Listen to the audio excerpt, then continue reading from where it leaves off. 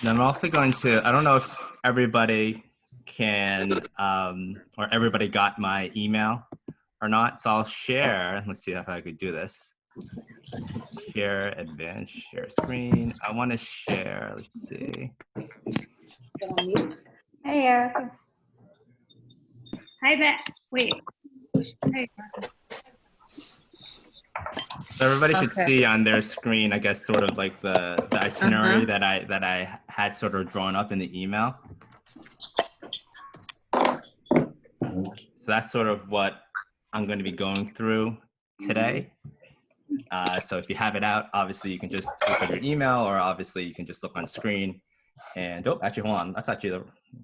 Am I doing? No, that's not gonna work. There you go. Easy. Let's see. Do you guys all see like all the bullets? Yes. Mm-hmm. Yeah. Right. It's like a PDF.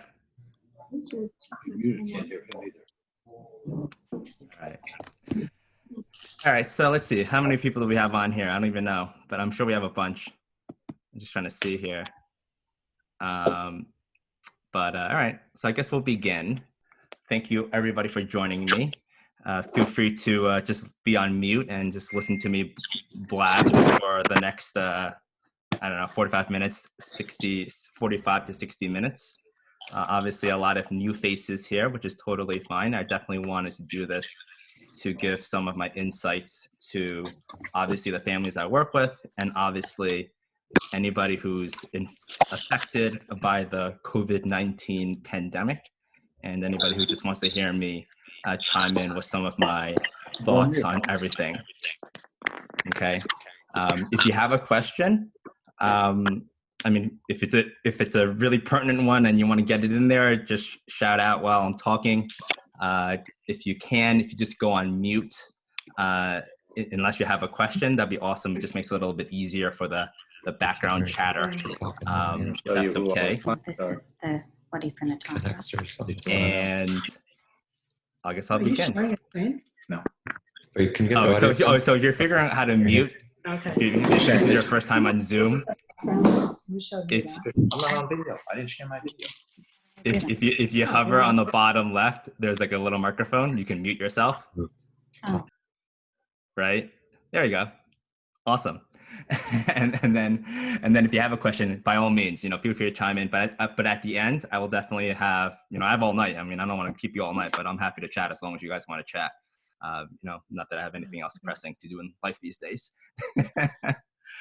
All right. So first, I want to start with a little bit of a disclaimer, since there are some new people here that I haven't actually met, and that's totally fine. I'm happy that all the people are jumping on. Just to get some insight, and happy to provide some guidance or clarity to honestly anybody who wants to listen. So since there are some people who are new to, I guess, TED and knowing myself, just want to give out, I guess, the disclaimer that I always share with people, when I start working with them, whether it's from an SAT, ACT tutoring perspective or a college advisor, right? And I always say, if you talk to 10 different SAT or ACT tutors or college advisors, you're going to get 10 different responses as to what to do and what the best advice is. I always say what sets me apart from all the people is I actually care, right? And I always put the kids first, right? So I have incredibly high You can watch standards. alone and text other people. I don't care. Liz, I hear you. Go on mute. Bye. No, it's all good. I have incredibly high standards and push and encourage the kids to maximize their potential, right? So these opinions that I'm going to discuss tonight, they're my opinions, right? So if you're working with another college advisor, you're working with another tutor, that's totally fine. We might have, conflicting opinions or, suggestions as to what to do, and that's totally fine. You're going to talk to 10 people, you're going to get 10 different responses. My opinions, are always based on my experiences. I've been doing this for almost 15 years now, actually maybe even more than 15 years now. I know a lot of the college admissions deans and reps, and as many of you know, I work pretty closely with Yale admissions for the past 4 years, going on 5 years. So, everything I share with my families and the people I interact with, it's all based on experience. I don't have another ulterior motive here. It's just really just to help the kids in the best way possible. So without further ado, let's start with the first topic that we are here to discuss, the impact of COVID-19 on the college admissions process. And obviously this is catered towards, the 10th and 11th graders, right? Obviously the seniors, they have their issues, but they're probably not on this call. Although I'm happy to answer any questions. If somebody has a senior, happy to answer that question. So the biggest thing that I see and that I've been hearing a lot about with just the people I'm talking with is a lot of chatter on moving the ED or early decision and RD, regular decision deadlines. Okay, so what does that really mean, right? So many colleges are already planning for a delayed start of the fall semester or planning for remote learning for the entire first semester, okay? And just yesterday, actually, I was on the phone with one of the deans I know at Penn. And he basically told me it's pretty clear that in the fall, they're online learning, right? And they'll return to campus in January. Obviously, this isn't official yet. Don't start telling people UPenn's opening up in January, but they're pretty much sure this is going to take place. And his rationale was so true, right? And he basically said, while the curve is flattening here in New York and in Pennsylvania, it isn't in other parts of the country and in parts of the world. I mean, I always say, everybody's in their respective bubble, whether you're in Westchester, in the city, Long Island, or wherever you're coming in from tonight. All these universities are so international, right? There's just too much risk involved opening up, mid to late August, having everybody hop on a plane from wherever they are, coming to campus, right? So, this is literally one of the deans that I know at Penn. He's basically saying that's all they're talking about. When are they going to bring the kids to campus? And it's probably going to be in January, right? But like I always say, only time will tell. We got to listen to Fauci on TV and see what he says. So this is a real liquid situation. So what's that impact, right? How does this delay of a start impact admissions? A lot, right? You can expect if a college is delayed, they're probably going to be adjusting their deadlines for admissions, right? Again, this is not anything set in stone yet, but I imagine, let's say a school now is going to start classes, let's say in October, so you have a 30-day pushback. You can expect probably a 30-day pushback on the admissions deadlines. Okay, so why are they doing this? Right? Many colleges have no plan of going to be test optional, okay? Pushing back a deadline, even if they start up on time, gives kids the opportunity that they need to take the SAT or ACT in the fall, to take a subject exam. They do not plan on changing their requirements for a standardized exam. Right, that's a standardized exam, whether you like it or not, is an important part of the process for many of these schools. Okay, so there's a lot of chatter right now on we'll push back early decision deadlines and we'll push back regular decision deadlines, regardless of whatever happens to the actual incoming class. Because of that point, we don't want to exclude kids, but we're not changing our policies just because of this pandemic, right? So obviously, there's certain kids are done already and, they are counting their blessings right now, but there's a lot of kids who aren't, right? So, don't stress out, if you're not done with your testing yet, and don't stress out if you need that third subject exam, because you plan on applying to, MIT and you want to get that third one in because you have to, right? Yep. Sorry. What if the ACT, just putting it out there, is canceled in June, is canceled in July, and is canceled in September, and your child has not taken it yet? Then I'm gonna talk about that right now, actually. Okay. Hold your thought, and I'll come back to you, Tara, if you still have a question.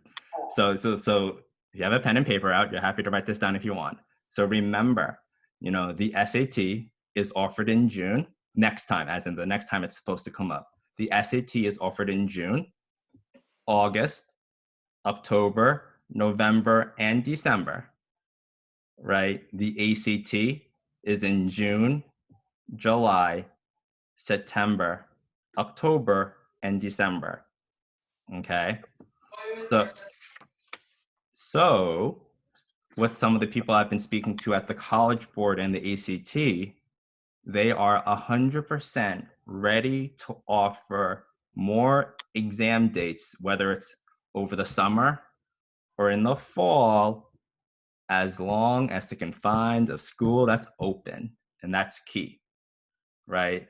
Even I'd say 2-3 weeks ago, before all the schools started shutting down, okay, they wanted to actually administer the April and even the March exam. And up until that Friday, when I spoke to the person, or maybe it's Thursday, before they canceled it on Friday for that March exam, they wanted to do it so bad. But the liability from the school district just shot it down. And for better or worse, the ACT and SAT are all about making money, right? The more testing they can do, the more money they make, right? They have all these exams ready to go. They're ready to offer it in May if schools open up. They're ready to do it twice in June if schools will allow it, right? So the problem is not the SAT or the ACT. The problem is, where can the kids go to take it in a safe environment, right? Does that mean that they're going to just open up the schools and everybody takes it in the gym and they're all 10 feet apart from each other? Maybe. Well, right? one more question. Every state has to be ready to go, okay? No, absolutely not. Absolutely not. So like New York can give it, and California. 100%. Yep. 100%. Interesting. 100%. Okay. So essentially, right, I can guarantee that a lot of the schools will be flexible with their testing policy in terms of when they can receive it. Okay, you still have to take it, but they might be a little bit more flexible than they used to in terms of when they actually receive it. Okay. Can I ask a question? Yeah, of course. I'm Stephanie. Hi. Yep. Well, how do you think the impact is probably going to get to this is with the ACT changing their regulations altogether come September? I'll talk about that. Give me a second. I'll talk about that. I'll give you some extra insight on that. So essentially, and I know it's still, I guess we're still in April. I gotta look at the calendar. Every day feels like a weekend to me these days. So it's still April. There is absolutely plenty of time for kids to still take the SAT. Okay. Even in a normal year, I have had plenty of seniors take the December SAT and ACT for regular decision. Okay. It is perfectly acceptable. Colleges are happy to take your exam in December, right? And I anticipate that will be a little bit more common this year given the circumstances. Obviously, when I say that, kids just want to be done. I get it, right? They don't want to keep the test prep going. It's uncomfortable, it's stressful, it's not fun. But unfortunately, we find ourselves in a very unprecedented situation, right? I'd say for the test prep kids I work with this year, knock on wood, thankfully, I'm like so happy for 70% of them because they're 100% done. And then 30% of them are in that, what I call a nightmare situation, where they were 100% ready to go for March or April. And then it just got shut down, right? So, I feel really terrible for those kids, right? Because obviously, you just want to be done. And as I text a lot of the kids, you just gotta keep going, right? Unfortunately, we're prolonging the test prep for them. And obviously we hope June's gonna be good and they're done, but to assuage them and to allow them some flexibility, there's always the fall, right? And like I just said, I've had this happen many years in the past. Seniors are doing the December exam, right? And for various reasons. Some people because they just start the whole test prep process late, or ironically sometimes I'm like the third or fourth tutor they're using, and I didn't really start working until the fall of their senior year. That's fine. Everybody's on their own path, and that's totally fine. Okay. Putting my SAT ACT tutor hat on right now, if you have a student, aiming for the June exam, I'd say at the very latest, by the end of the month, they probably want to, start taking a practice exam and start that engine up again. Because at least for my kids that I'm working with, I basically said, relax. I'm not going crazy making you do work week in, week out, while we're in a little bit of a hiatus now. Definitely, as I reached out to a bunch of them over the weekend, enjoy this weekend and enjoy this next week. Pretty soon we're going to start you up. And one of my kids actually started taking a full exam this past weekend, right? And he was a kid who literally was scoring in the 1500s on his SATs, and we had to shut him down for March. And I feel really terrible for him, right? Because he's been working really hard. But he started back the engine, and unfortunately, we have to go till June. And I will say this too, this is an important fact, right? As the deadlines for admissions for colleges, whatever they are, as long as you literally hit submit and pay that $75, $80 fee by that deadline, you're good. Your test scores can come in after that test date, right? So let's just say, my ED deadline is October 15th for some schools, right? So I can submit by October 15th, as long as I do it by midnight. And I can be taking the October ACT, where I won't even get my score back until maybe the first week of November. That's fine. Okay, that's fine, right? And you'll send your scores when you can. Okay, so totally fine. Don't stress over the actual, oh wow, your deadline's this, and you haven't taken your SAT or ACT yet. As long as you get your application in by that deadline, you're good to go, and your testing can follow afterwards.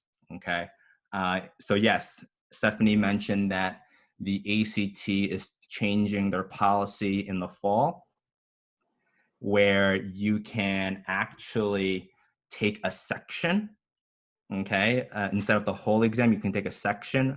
So whether it's just a science section, or I want to take math and reading comp, whatever it may be, that is an option. Okay, and this is what I will tell you, my first gut reaction when I heard that, and it has been confirmed by some of the people that I know, and definitely at Yale. Again, and I always say this to kids, college admissions, deans, reps, they're not stupid. Okay, they know if you take a 4-hour exam, it's a little bit harder than sitting down for 35 minutes and doing reading comp and calling it a day. Okay, so 100% is an option. You want to take it, but I guarantee you, I bet you $1 million that, let's say, the 32 you got on that one section in September, because you just wanted to improve reading comp a little bit, will be knocked down a couple of points to be put in line with somebody else who took it all in one shot and got a 30. That's just how it is. I mean, admissions people are not stupid, right? And that's also, if you think back to, when kids get extra time and when kids didn't get extra time, I'd say with 8 years, I don't even remember when it was. I want to say it was like maybe 6-7 years ago when I first started doing this back in the day. Very few people actually took advantage of extra time. Do you know why? They put an asterisk next to your score. This kid took extra time. This kid took extra time. You know how many kids who deserved extra time didn't do extra time because they didn't want the asterisk next to their name? A lot, right? So because you don't want the person receiving that information to have a question mark, right? So, when you only take one section, whether it's math, science, grammar, they're not stupid. You're the 34 you got just on math is probably compared to a 33 that somebody took on one shot. And I'm in the business, if you will. I mean, I work with kids day in, day out, helping them with their test prep. I mean, I'm not stupid, I know, right? That's why I always say to kids, if you're taking a practice test, you better do it all in one shot, or else you're just fooling yourself. Just walking in and taking a section, anybody can do well. Can you maintain that high level of energy and focus for 4 hours?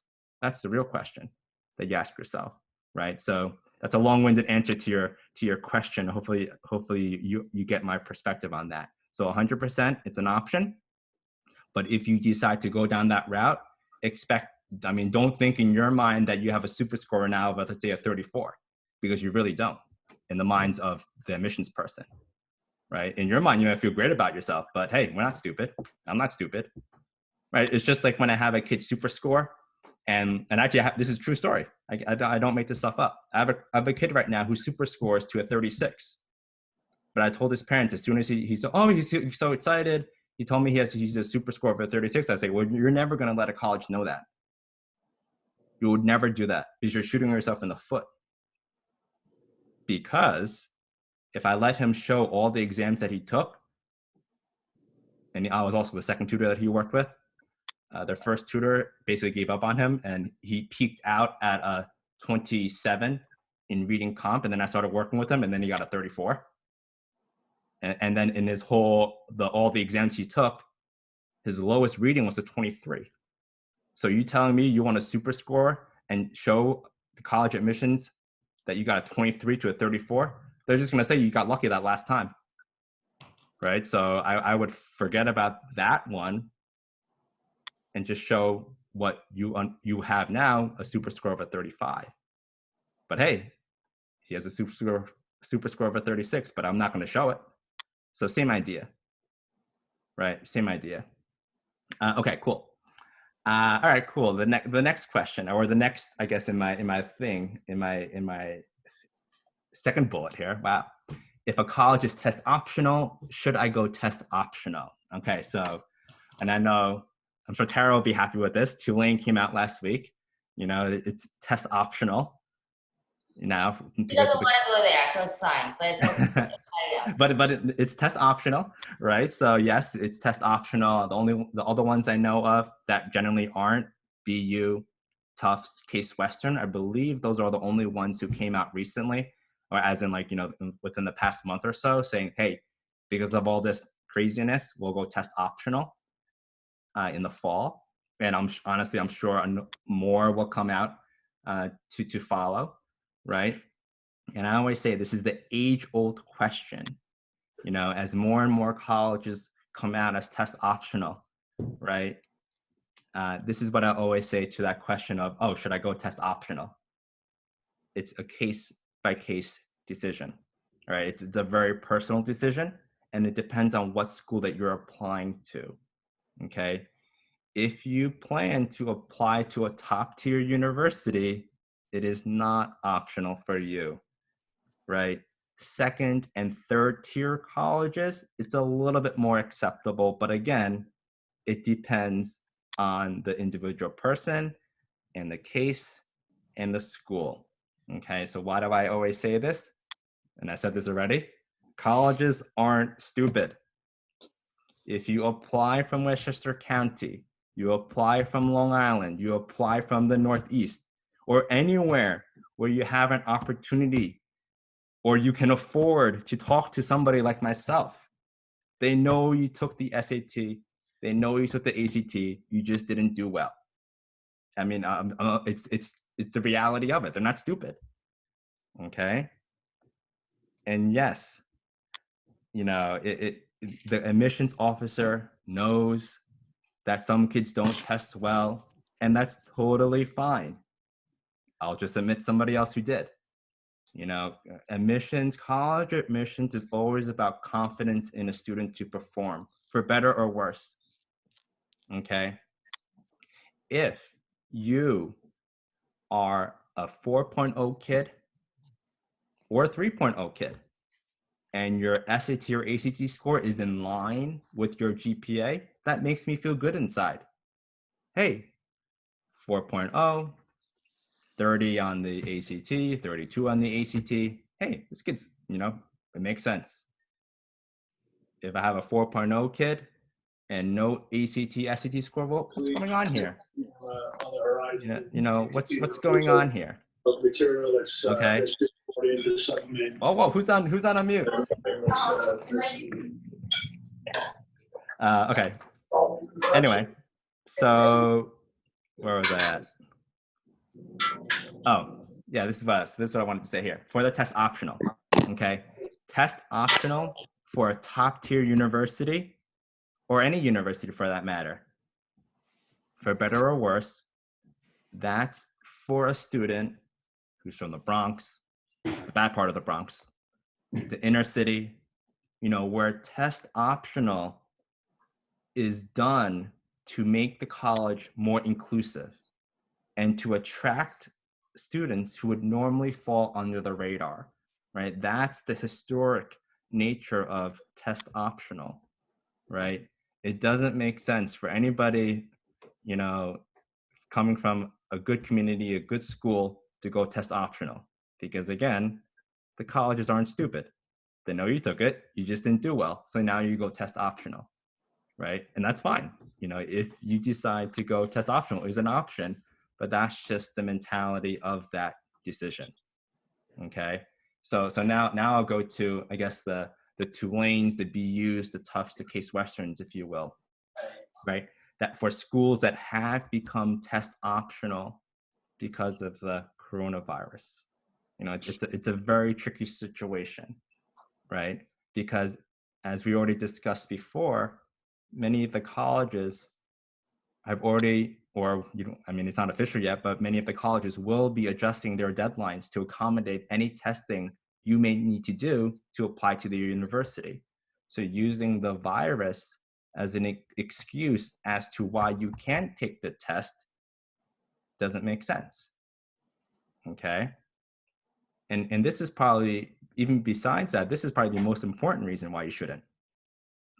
Unless you can guarantee that everyone else from your school or surrounding schools for that matter, your region will go test optional, well, then you're putting yourself as a disadvantage. And like I said before, and I say it all the time, college admissions is about confidence in a student, right? If I have a student with the same GPA, the same academics, the same clubs, but one has an SAT score or ACT score and the other one doesn't, guess who am I going to pick? I'll pick the guy or the girl who has the SAT score, because that's a metric. That's something I can quantify. I can trust it. I can't always trust your inflated GPA. I can't always trust the glowing letter of recommendation you get from your counselor who barely even knows you. For better or worse, your GPA, is inflated at many schools. I see it. Trust me, I see it. I can't believe how some people get A's. And I feel bad for kids who are in schools where it's a little bit harder to get an A, right? So what can I trust? An SAT or ACT score, right? And again, regardless of how you feel about it, that's just how it is, right? College admissions is always about confidence in a student, right? And for many schools, that score is key, right? Because that's the one thing they know is not rigged, right? And unfortunately, that's a standardized exam. You can't really,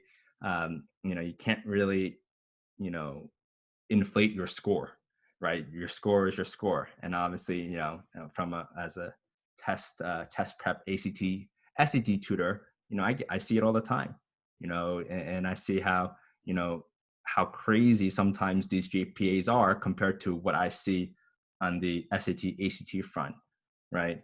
And sometimes that also leads to some arguments in the household because their SAT, ACT score is a lot higher than their GPA should dictate, right? So that's always when you get this thing, oh my gosh, I didn't realize you were so smart.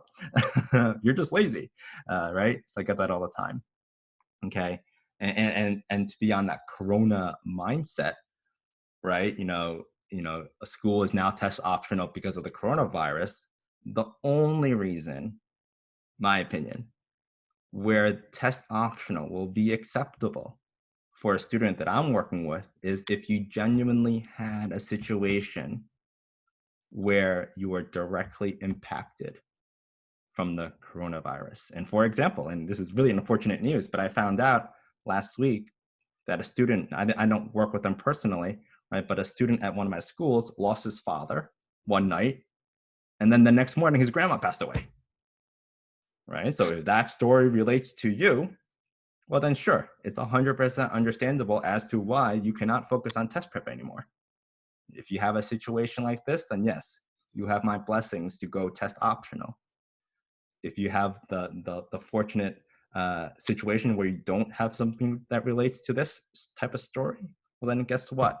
I think you're gonna have to take the test, right? And you know, and then you'll figure out. Then you'll be back into the groove of, I have a score, I got a school I'm applying to. Do I want to go, you know, test optional or not? And again, that's a very personal choice. Yeah, in terms of you have to match it correctly, right? And in years past, I have kids where we go with the score at some schools, and then other schools we take away the score, right? And you know, just to give you some ideas, you know, I might have a kid who is applying to a school where honestly they have a good GPA, but if they saw that, you know, SAT or ACT score, they're shooting themselves in the foot. They're never going to get in. So we'll take a chance, right? And then I can't even make this stuff up. I had a kid last year. Actually, she's a senior this year. She applied to Fairfield. Okay, I would call that a second tier school, not a first tier school, a second tier school. She had a really good, strong 90s GPA. I had a kid from Byram with a lower GPA. He actually had a lower SAT score than she did. She had a higher SAT score, but they were like, well, you know, it's not in range. I don't want to show. I'm probably not going to get in, so I'm just going to go with my amazing GPA, which she had an amazing GPA. Okay, so she applied in. She got in. Not surprised. My other kid from Byram got in. Got a $25,000 a year scholarship. The other kid who didn't show the SAT score didn't get a dime. You also have to realize your scholarships are dependent on your board scores. Why? Because what I said before, they don't believe your GPA. Everything is inflated. I won't mention the school, but I always say at one school in Westchester, which is a highly ranked school, I say you got to work pretty hard to get a B, because you're really stupid if you can get an A. Because every single test, you can just do test corrections, test corrections, test corrections. Everybody gets an A. It's the craziest thing in the world, right? Colleges aren't stupid. They know this goes on, right? So that literally cost the family $100,000. And the crazy thing is, she had a higher SAT score than the guy who got the money. And he's not even going.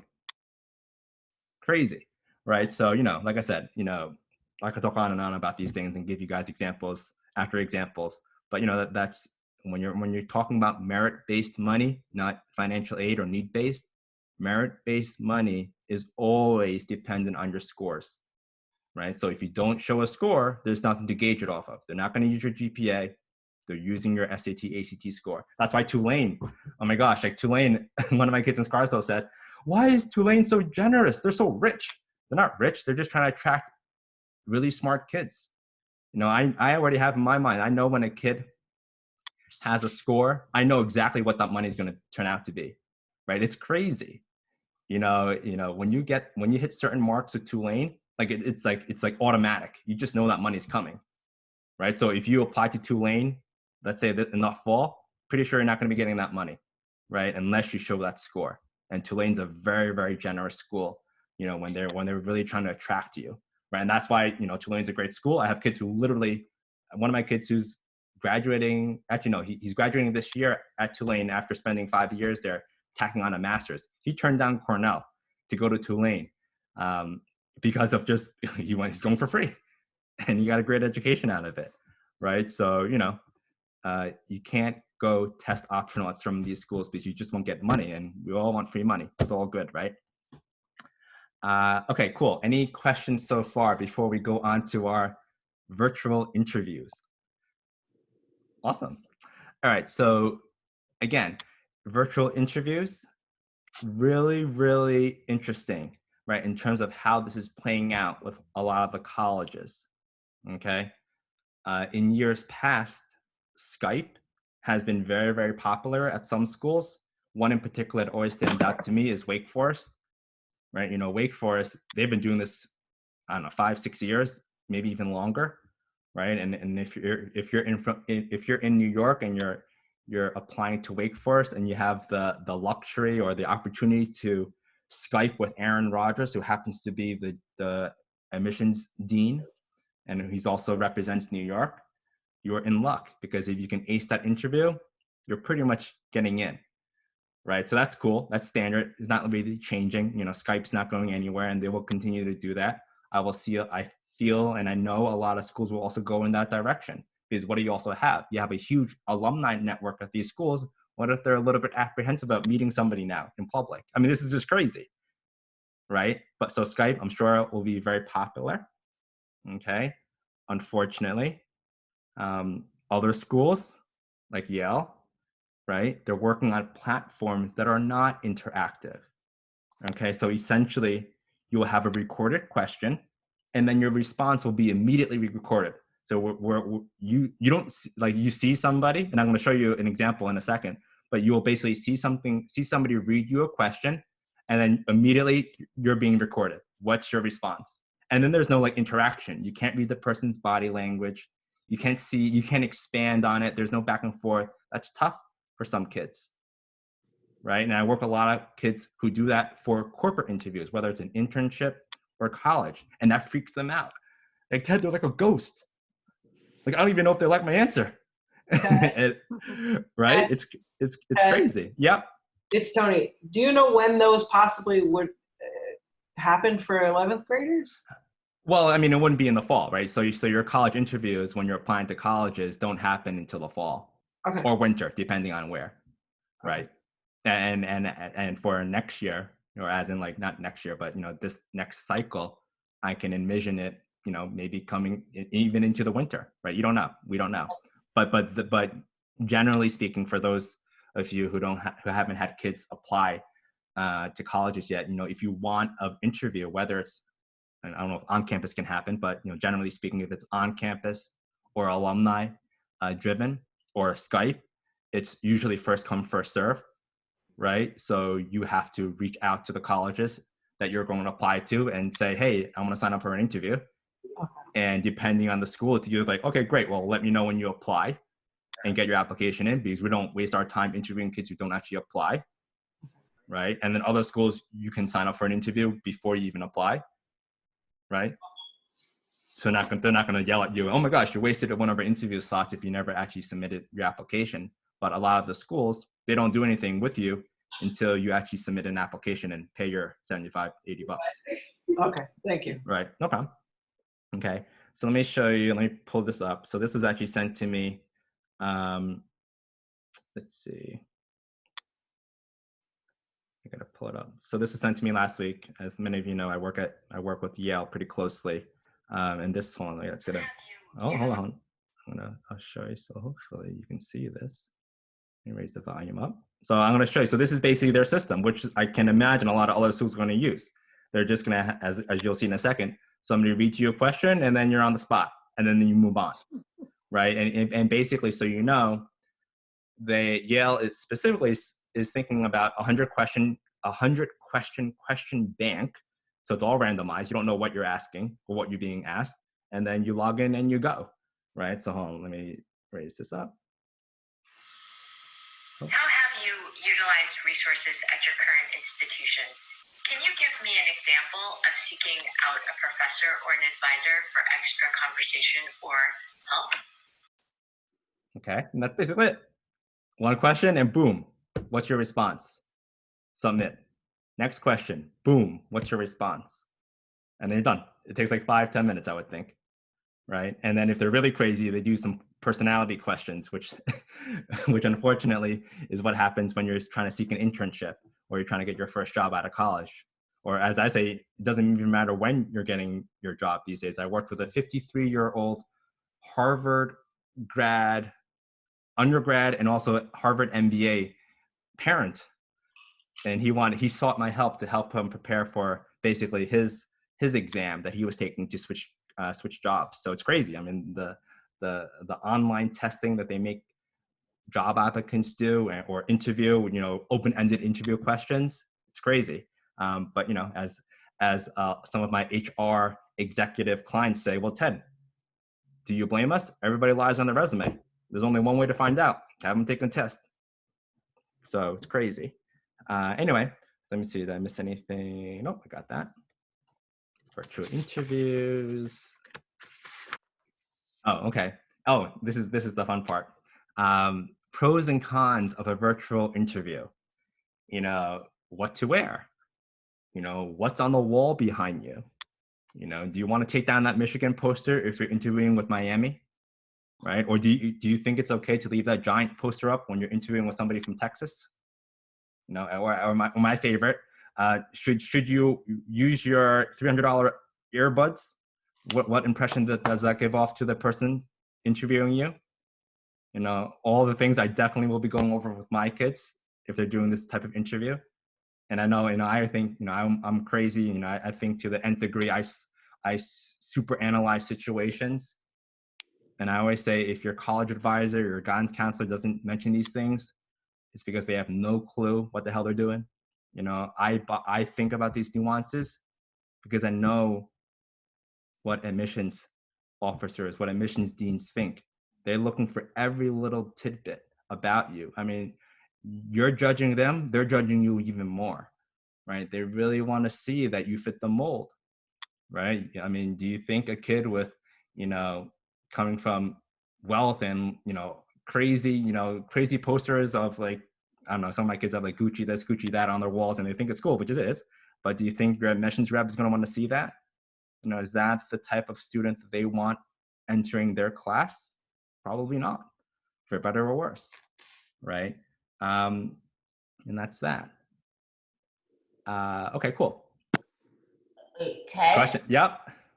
I know it's so hard to say because there's so many what ifs right now, but do you think the number, like the class size, will be affected by the COVID? Just because I'm thinking like, obviously financial reasons, because people aren't going to be applying to certain schools unless, just because of financial reasons. Certain kids are not going to probably go back, probably because of financial reasons. I mean, how are we supposed to know like what schools may or may not take? That's a very, very good question. And I'm actually happy you asked it. I was going to answer it later, but I'll answer it now because you asked, or I was going to bring it up later. You're like my number one student here. Very good question. So Tara's asking, is a college or is the college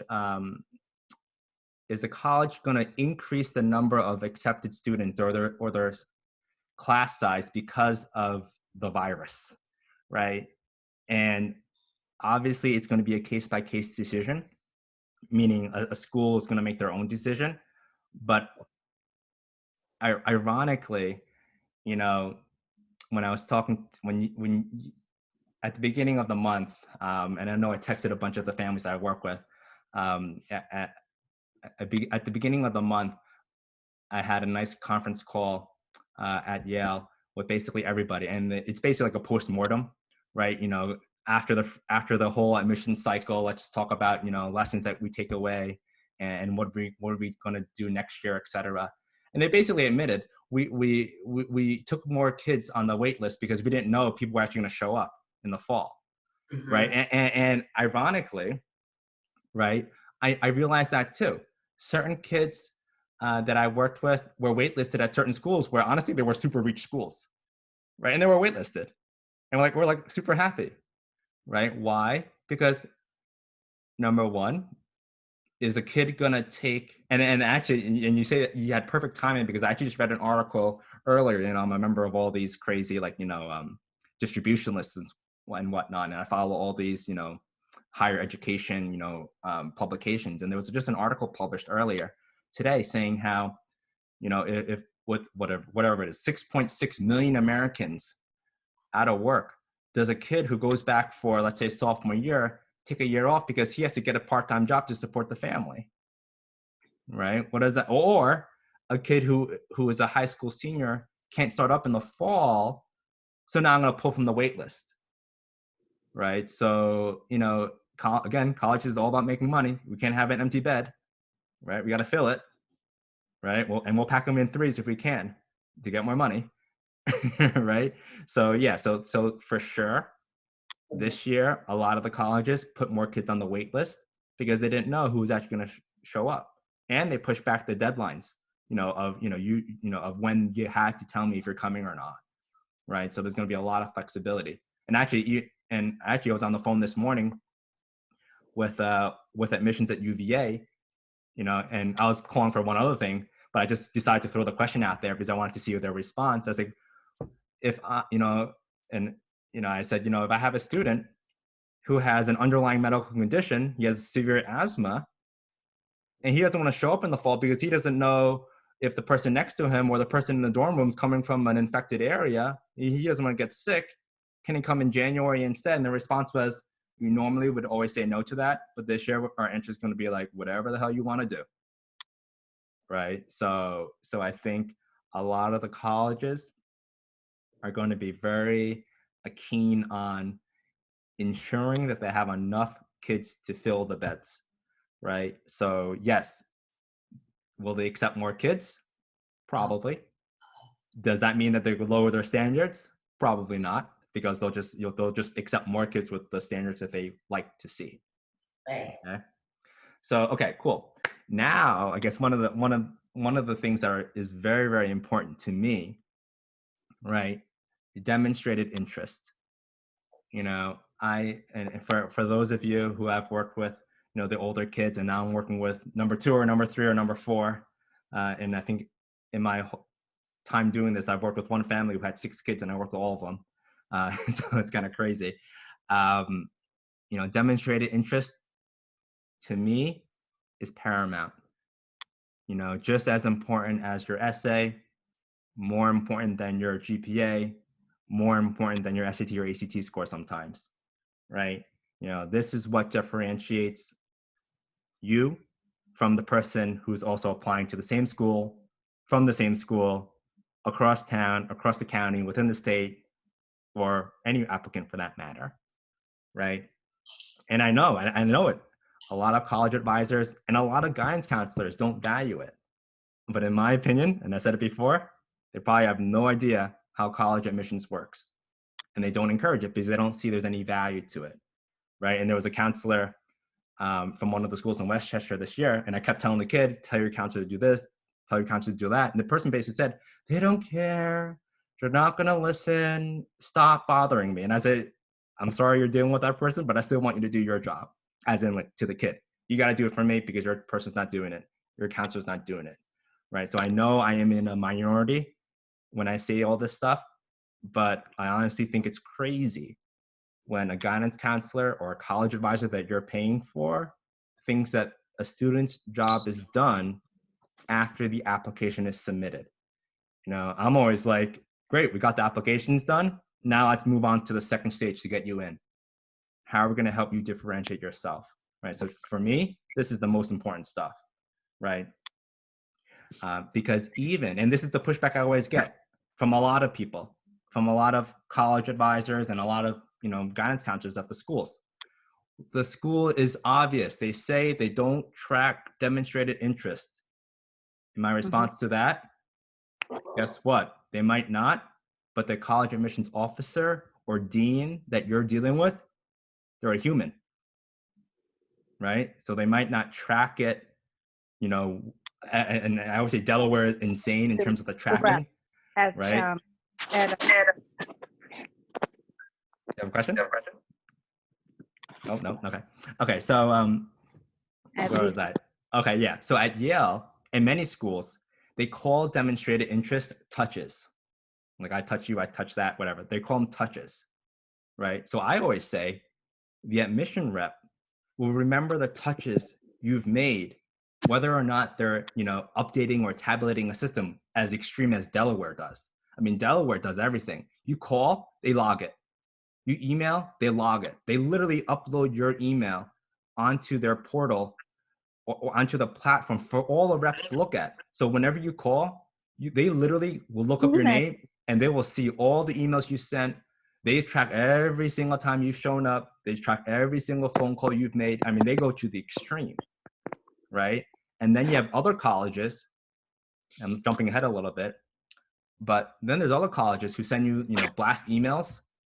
They know when you opened up the email. They know how long you read the email for. And if there's a link if there's a link there and Open you that click it, you got to do it, and they will track how long you're actually on that link. I mean, it's insane, right? Some of the tracking that they do, right? So it's really important, you know, when you get those emails, you got to open them, and because they're watching. Because if you really want to come to the school, are you going to go through the legwork? If you didn't open my email, then I guess you don't care about my school anyway. So why should we let you in, right? Anyway, so back to this point, right? You got to get those touches, right? Even if they're not tracking it, you have to send the emails to the reps. You have to call them if it's important, right? And why do I say that? While they may not be entering it into a formal system, they recognize your name, John Smith, right? They'll remember John Smith from whatever, New York City, when they see your application finally on their desk. Or they'll remember your name, John Smith from New York City, when they're fighting for your admissions, when others on the admission committee that they're sitting with in a round table or in a conference room saying, reject them, reject them. Oh, I know, guys, I mean, I know his numbers aren't good, but I've been really talking to him. You know, he's been emailing me updates. He's a really good kid. The kid you want to get in, we haven't even heard from him in months. Who the hell is him? We're not his first on his list, but John Smith, I know him. I'm pushing for him. I'm rooting for him, right? Even if a college doesn't track that demonstrated interest, admissions reps are human. They remember things. They remember cookies if you send it to them, right? They do, right? I had one of my kids. She was a photographer, a gifted photographer for that matter. Every single college that she visited, she took pictures just for her own Instagram. You know what I had her do? Every single college that she applied to, I had her print out like a little, what do you call those things? Polaroids of her favorite shots of each campus. She mailed it to all the reps. And all the reps basically said, I loved your photos. I have them pinned up on my office. That's how you stand out. Do they track that? Probably not. But if I have a kid who's applying, sending me photos that I actually like and I put up, I'm gonna remember that girl's name, right? So you can reference these touches when you're on an interview. You can reference the touches when you're begging to be taken off the wait list, right? Or you're begging to get in even though you got rejected. And trust me, yes, kids who are rejected sometimes get in, right? So, you know, you gotta do this. You know, you gotta show your demonstrated interest. You gotta get your touches in, or else you're just, then you're just, you know, amongst the masses here, right? And trust me, I see it all the time. You know, I work with kids in the 9th hour. I've never met them before in my life until they're in like a panic mode. And I was like, well, did you ever email the rep? And like, no. Okay, great. What kind of track record can we go on? Now we're begging for you to get in versus a kid I've been working with, you know, he didn't get in or he got in on a wait list. Guess what? I always do this for the kids. We reply with a whole chain of emails you sent from late August till December, whatever. We see every single email that you've sent to that person, and you send off another email. That's a kid who cares, right? So how, so how do you do this, when campuses are closed?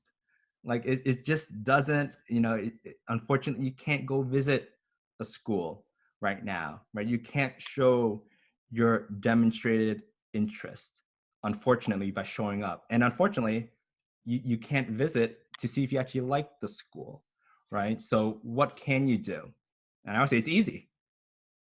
The easiest thing you can do is email the rep, right? Email the rep saying you're so upset you can't visit, even if you had no intention of visiting. And this is true, and she's actually on the call, and I think her mom's on the call too. I was with one of my students a few weeks ago, and literally it was, and I knew Michigan was her first choice for next year, right?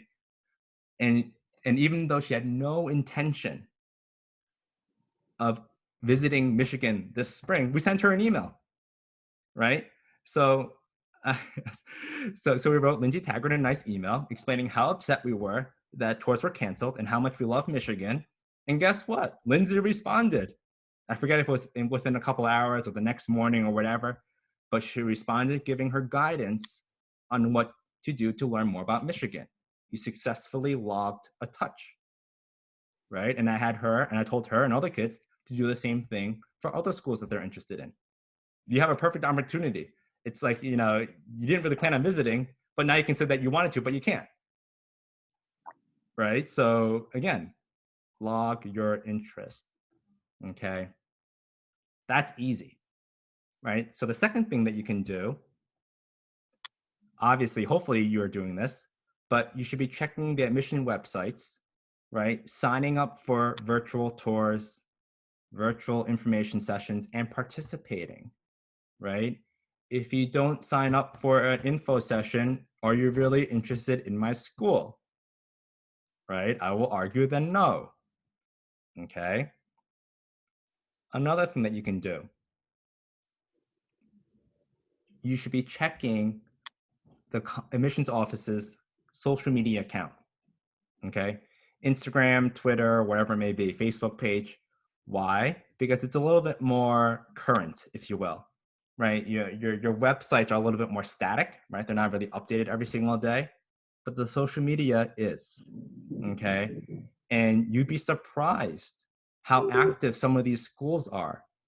Many have admissions officers, students, professors taking over an Instagram account or a Twitter account, and they're answering and asking questions from prospective applicants. And are you participating?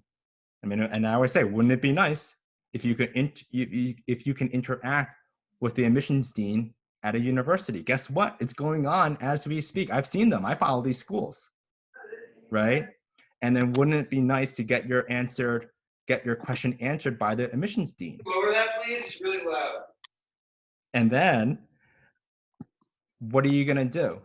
You're going to follow up with your admissions rep or interviewer in the fall saying, hey, oh, it was so great. Even though you were shut down for whatever the spring, I was still able to interact with Dean so-and-so. That was a really cool experience. If that's the kind of interaction I get as an applicant, I can't imagine how amazing you are going to be when I get in.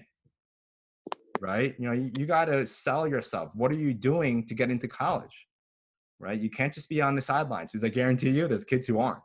And those are the kids who I work with. I mean, they're doing the extra mile. They're going the extra step. Okay? So, and don't just do it just to say that you did. Following a social media account allows you to really see if you fit in. So if you can't visit, this is the next best thing. For better or worse, Harvard, last week was doing a lot of, TikToks from kids. And I honestly said to myself, if this is what I saw, I kind of don't like Harvard that much anymore. I thought it was kind of stupid, to be honest, but I'm not a TikTok person, right? But, if you are into that and you see that, you might say, wow, I can see myself as Harvard now. I thought they're all just nerds who don't do fun stuff, but that's actually kind of what I'd be doing now. Right? So, following the social media accounts allows you to see their students in action, right? And then literally another school, I forget what it was, but just before I hopped onto this call, I was just checking their account, and they already posted that tomorrow there's a professor talking, at 10 o'clock, and you can, Q&A. Are you doing these things, right? And if you are, awesome. Email the rep afterwards. I just had an amazing Instagram, live session with Professor so-and-so. Wow, that's awesome. I didn't know you guys did that at your university. So cool. You're my ED school now, 100%. I don't even have to visit. I already know enough. Right, those are the things that will help you stand out. And it helps you know about the school, right? All right, cool. Any questions on that first piece? I know, wow, it's already 8:30. Am I boring anybody?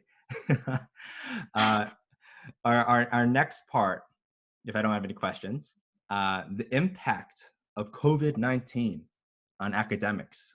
Okay, so I know somebody asked already before. Oh, I think it was Tara. Pass fail, right? Pass fail, pros and cons, right? What if my school gives me an option? How will colleges view my decision? Okay. And this is I can't be any more honest. If you have the option of pass, fail, or get a grade, you got to go for the grade, right? Unless you can guarantee me that every one of your peers will go pass, fail, your decision to go pass, fail will make it harder for you to convince and give confidence to the admissions person that your abilities are better than the person who got a grade. Okay, so you have to go for the grade. And if your school is already pass fail, I am sorry to tell you, you're at a disadvantage already, because there's plenty of schools that I'm working with right now with kids that they're not. Okay, they are not pass fail for this specific reason. I'm sure Hey, of it. Ted. Yep. Ted, it's Stephanie Koch. Question about the grades that the schools get. So if you're pass fail for part of the year, will the schools see that, or do they get only the final year grades? I'll be honest with you. I think that's going to be a case-by-case basis. For Scarsdale, I don't think they've made a decision yet, right, as to what Scarsdale schools will be doing and how that will pan out. But I guarantee they probably will have a little disclaimer in there saying this is how we handle the remote learning. The GPA is not inclusive of third quarter or fourth quarter or both, right? And that's what it will be, right? For better or worse, right? And I know I shared my opinions, when a lot of schools were sort of teetering on GPA or pass fail, and I told some of my kids, and parents, push for the grades, because it's gonna be, a crapshoot then, when they don't have the grades, because, again, colleges aren't stupid. They know when it goes pass fail, what's the motivation to do well? Even if you have a kid who's motivated to do well, they're not going to see that. And it's crazy. I have many kids who are go-getters, right? They're working really hard. As soon as they switch to pass fail, all I got to do is pass, right? So it's kind of upsetting, to be honest, right? To see that. Yep. So can you tell me some of the schools that are pass fail, that are not pass fail? Because I think Byram is pass fail. Maybe Tara can confirm, but Marley told me that Byram is going to be pass fail for the rest of this year. I would love to call them and say, just change it to at least optional, so people have the option to do it. Well, I'll tell you, this is what at some schools, they honestly haven't, they say one thing one day, the next day they say something else. Yeah, right? nothing's been set in stone, I don't think. Right? Yeah, so I'll tell you what I've heard, which is essentially all the options that you possibly could have, right? So I have some schools that are saying we're pass fail. I have other schools that say we're not pass fail, deal with it, okay? I don't know if this is good or bad, but I thought it was a pretty cool option. I got a private school in Greenwich who basically said, we will go for grade, and if your grade happens to be below what you got first semester, we'll make it pass fail for you. So we will only give you a grade if it helps. But then what does it show? But again, so you're gonna have to tell the colleges that. So when they see pass fail, then they're gonna know compared to the other kid that they did better. But that was pretty cool, as a student, I thought that was pretty cool. Hey, I'll go for the grade. If I do well, it helps. If it doesn't, I go pass fail. What's wrong with that? Right? So the colleges will know then that school was, giving that option. Is that? Yeah, 100%. So you have to realize, so, and I know obviously it's the first time you guys are applying to college, and I'm sure a lot of people on the call are. When you apply to college, okay, in addition to your transcript, in addition to the letter of recommendation, in addition to your guidance counselor's letter of recommendation and your teacher recommendations, every single high school in America, and I'm sure internationally as well, always has a school profile. They literally call it school profile, right? Your school profile tells you, what's the class size, what's the average SAT, ACT score, how many APs do we offer? For Byram, they would always highlight, science research, a peer leader, like all the cool things about a school, they will put in there. They will also tell colleges, if you take an AP class, we weight it point whatever. You do an honors class, we weight it point whatever. Our scaled GPA is this, or unscaled, unweighted GPA is that. So you better believe it, they will explain how they covered this semester, pass, fail, or not. Yes, we gave the kids the option of pass, fail. However, if they wanted to, we let them go for grade, or in the case in the Greenwich private school, we were pass, fail if their grade was lower than what it was first semester. Otherwise, the grade reflects the transcript. Okay, and I'm sure that, yep. Donna, Hi. I don't know Hi. if you can see me, but I'm in Edgemont, just to let everyone else know. And our school district already had let us know what they're going to do and what their strategy is. But I just wanted to ask you, in particular, my daughter's situation. We're in four semesters, so we have quarters. Not 4 semesters, 4 quarters. The first 2 quarters, she didn't do as well in certain AP classes, which is actually known in the school at this point. There were so many complaints, and it was brought up to the administration that the teacher had some various issues. And so the first 2 quarters, she actually suffered in her GPA in a couple of the AP classes that she was taking.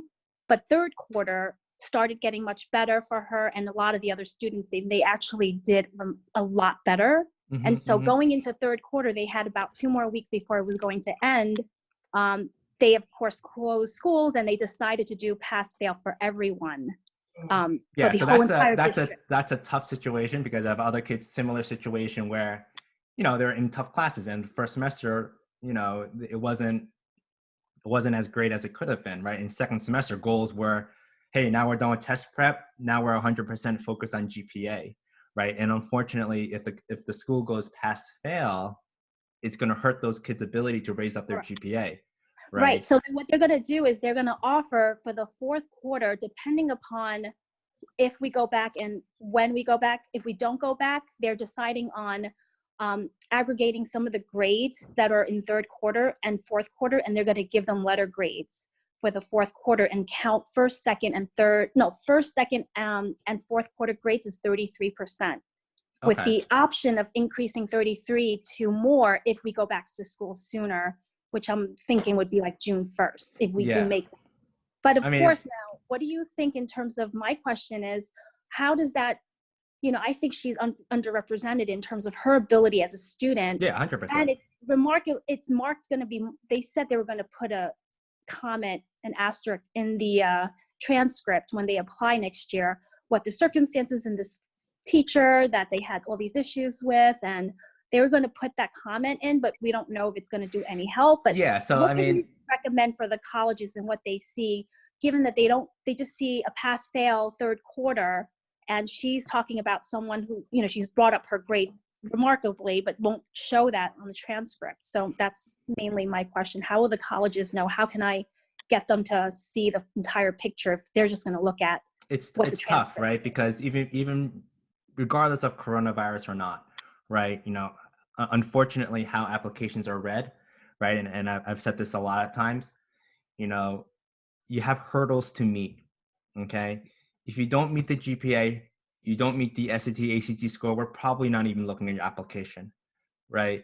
And that's just how it always is, right? And that's why I always say, you know, your GPA and your SAT score allow you to be looked at.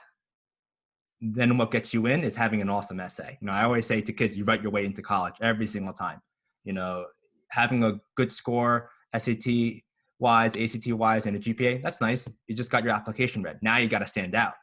You only stand out through the essay, right? So when we go back to what's going on now, if you're taking a tough, intense AP class, and I know exactly what you're talking about because we had a conversation with this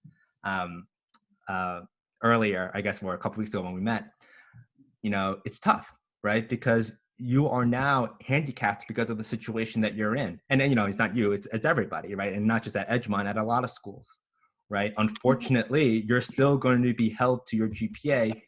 You are just lacking that opportunity now to raise it, which again, you're not alone, right? So I guess misery loves company. A lot of people are in that same boat, for better or worse, but then you have a kid who's not in that same boat, right? So they're going to shine a little bit brighter, right? How do you get around that hurdle, right? Of not meeting that GPA requirement? It's about essentially who's advocating for you, right? And again, before coronavirus, you know, if I knew a rep and I reached out to them, or a school has a really good a school has a really good reputation with another college, you know, meaning the guidance counselor has a good working relationship with a college rep, you get on the phone, you get an email. You know, Caitlin's amazing student, right? And I know her GPA is a little bit lower than what you're looking for, and I know she probably didn't even make the cut, but she's an amazing kid, look at the app, get through that second hurdle that she's missing right now. That's Boom, it. you're off to the next round, right? So it's getting somebody to advocate for you, whether it's, a counselor, somebody like me. If I know the rep, I'll reach out all the time, right? Or for better or worse, a big donor, a trustee. Hey, John Smith, good kid.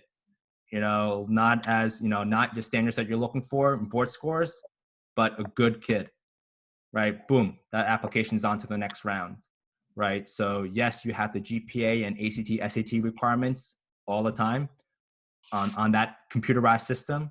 You don't meet those marks, you're not going to get read unless somebody essentially steps in and earmarks your application, whether it's your guidance counselor, somebody like me, a donor, alumni, wherever it may be. That's how you'll get around that, right? Wait.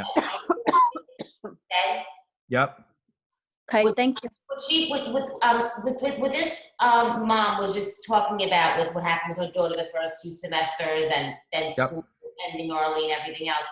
Isn't there usually a section on the application that says like something about circumstances? Yeah. So you see, you would never say she had a bad teacher because they don't want to hear that, but a circumstance would be. Yeah, so 100%. Yeah, so Tara's a pro. She could be my assistant. I'm a little annoyed. So Tara is mentioning, for those of you who haven't applied to college yet for the first time with the kids, there is a box, right, on the Comment app after the main essay. It's extenuating circumstances, right? And there is no limit on words, so you can write, page after page if you really want. Generally speaking, that is left for somebody with a learning difference, right? If they want to explain why some of their grades aren't as stellar, or, junior year, my mom was diagnosed with cancer. It was really tough for me. Or freshman year, I just moved to the new school. I'm adjusting, it didn't go well. Or in this case, you could explain how, your teacher was known to be a notoriously tough grader, and, you still did not get, you didn't get discouraged after the first and second quarter, and you didn't drop the class like some of your peers did, because you knew second semester you're going to do so much better. And then, of course, the coronavirus took over. So that impacted your score or your grade. So yeah, 100%.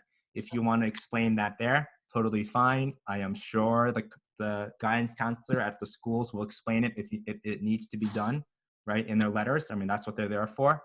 And again, you have an open line. You have a direct line to the person reading your application. You know how to get in touch with that admissions rep. You just got to call them. Just got to email them.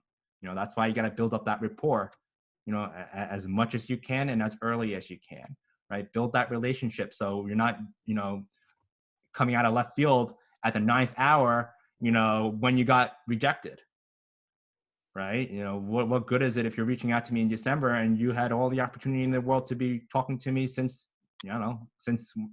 beginning of the year, literally. I have kids who are freshmen, they're talking to the reps, right? A little bit extreme, but they have a dream school in mind, right? And they'll do whatever I tell them to do, and they'll do it because, hey, they want to be there.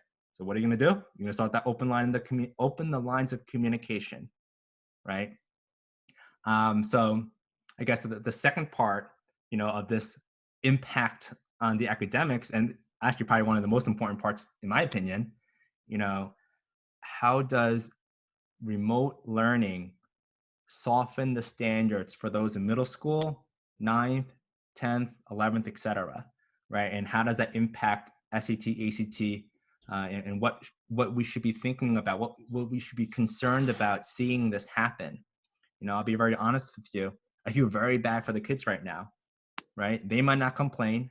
They might not know any better, but they're not learning what they're supposed to be learning this year, right? I don't care what grade you're in, whether it's kindergarten or 12th grade, right? The foundation for future success will be shaky unless they learn the curriculum and they bolster their online learning. And I never make any of this up. I think one of my kids from Scarsdale said it best to me. And she said it to me about 2 weeks ago when it started, online, school started picking up. She said to me, and she's in middle school, very mature for her age. She said to me, Ted, how am I supposed to learn everything I need to if I go from 5 math class lessons, every single day through the week to just 2? I go from every day having math for X amount of hours to just 2 20-minute Zoom lessons a week, or 40-minute, I forget what it was. The answer, you can't. Something's got to give, right? So many, and some kids aren't complaining. There's no homework. There's nothing to do. All the free time in the world, right? So these kids aren't going to feel the true impact until years later, whether it's next year or the year after, when they take the SAT, ACT, when they get into college. There's something to be said about classroom time. Whether it doesn't mean that you're learning a lesson, but it's the stimulation. Being in class discussions, you're losing that, right? And I feel like a lot of kids aren't realizing this because they're not complaining, right? A lot of parents obviously don't realize it, but I see the storm coming, and I see it all the time in the sense that when I work with kids, they'll say to me, "Oh, I didn't learn that," or "I never learned that," or "I missed that. I was sick that year," or "I had a bad math teacher last year. I never really learned it well." So I already hear the kids saying it now. "Oh, that was Corona." "Oh, that was Corona. I didn't learn it. It was coronavirus." I hear it already. Next year for the 9th graders, for the 10th graders, for 11th graders, for the seniors. "Oh, that was Corona last year. Don't expect me to know it, Ted." And I'll have to reteach it to them, or I'll have to teach it to them for the first time. And it's a horrible situation when it comes to the SAT or ACT when that happens, because I'm working on test prep, but I gotta backpedal and reteach them the curriculum. I'll do it. It's my job, right? But it shouldn't be this way, right? So if you go on a little tangent, when this first happened, my initial gut reaction: shut down the schools for 2 weeks. Let's open up in August and continue on the school year, and then roll right into or actually no, my initial gut was, let's shut it down and come back in July, August school, and then roll right into the next school year. But of course that would never happen. But that in my mind is much better than this online nonsense where the standards are just so much lower, and I see it. And then some of the kids who are super motivated, now they don't, there's no need to really learn it because there's no expectation to. Okay, so that's going to hurt them in years to come. And Ted, I have a question about that too. Do you think that the colleges are going to know which schools are doing like Zoom classes? Yeah, 100%. Byram is assigning, and if they have optional things, maybe once a week. But then there's other schools where the kids are getting classes at least 2 or 3 times a week.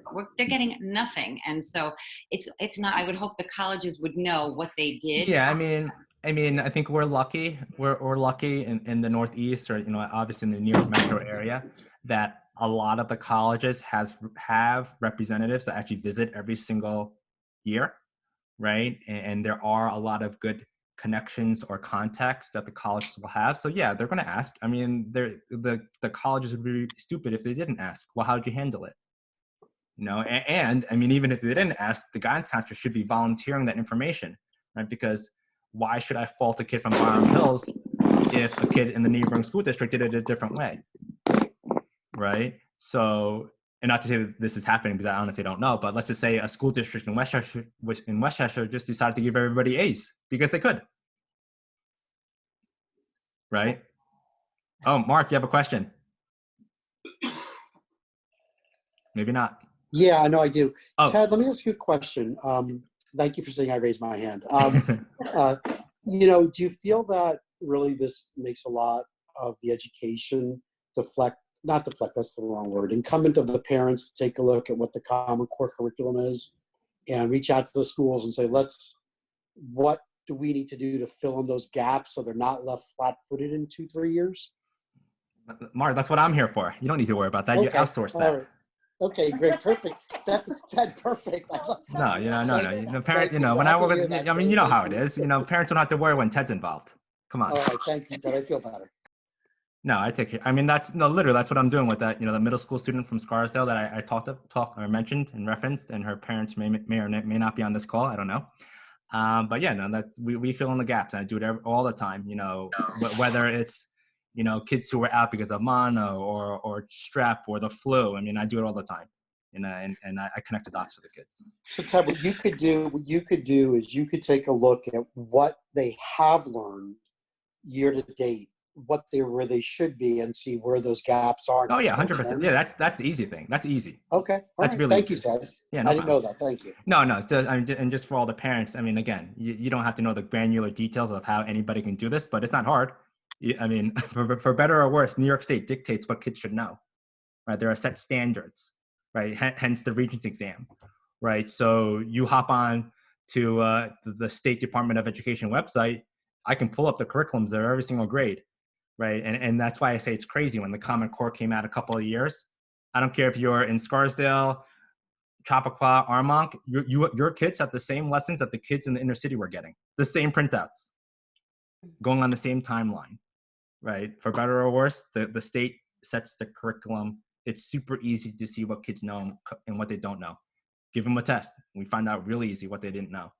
The less tangible aspects, English or history, missed writing assignments, missed class discussions on literature, that you can't make up for. Math, science, easy. Literally easy. What you lack, what you miss, debating Shakespeare, Great Gatsby, writing, a DBQ, writing a science lab, lab time. I guess you missed out on that, right?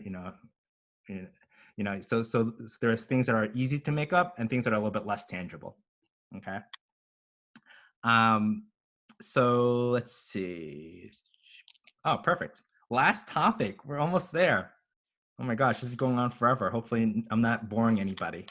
Oh, actually, no. One thing. Actually, I wanted to mention this. I had a note. About 2 weeks ago, I saw somebody on the news. I forget what it was, NBC, CBS, whatever it was. But they were talking about remote learning and pros and cons on there.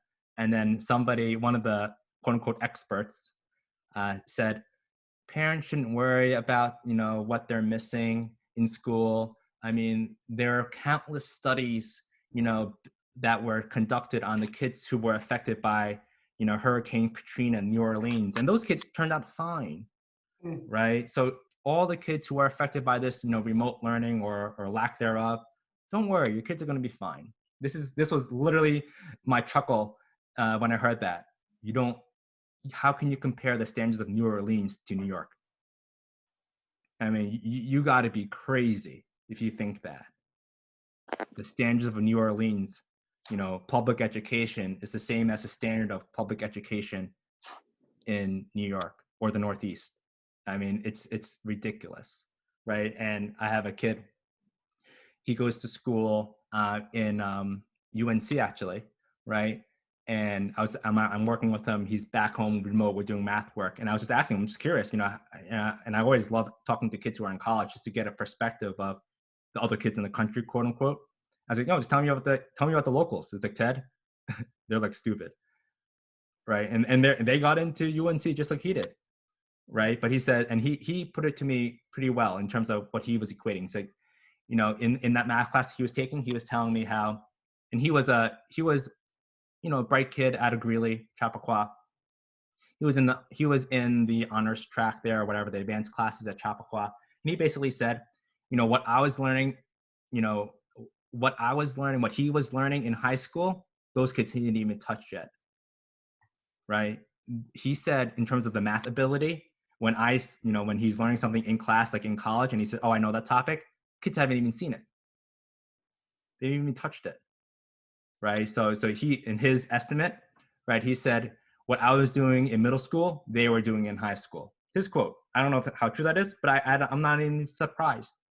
Right. So when I heard that person say, well, there's many studies of, Hurricane Katrina, kids who didn't go to school for whatever, half the year, and, they're still fine. The standards are different. It's apples and oranges. Right. I know what it takes. And at least I think I know what it takes, for some kids to do well on these standardized exams, right? I know what knowledge what knowledge the kid needs to get, right? Yes, there's some fluff, but there's some core things that you need to know, right? So you can't say, not learning something is okay in the grand scheme of things. It's not, my opinion, right?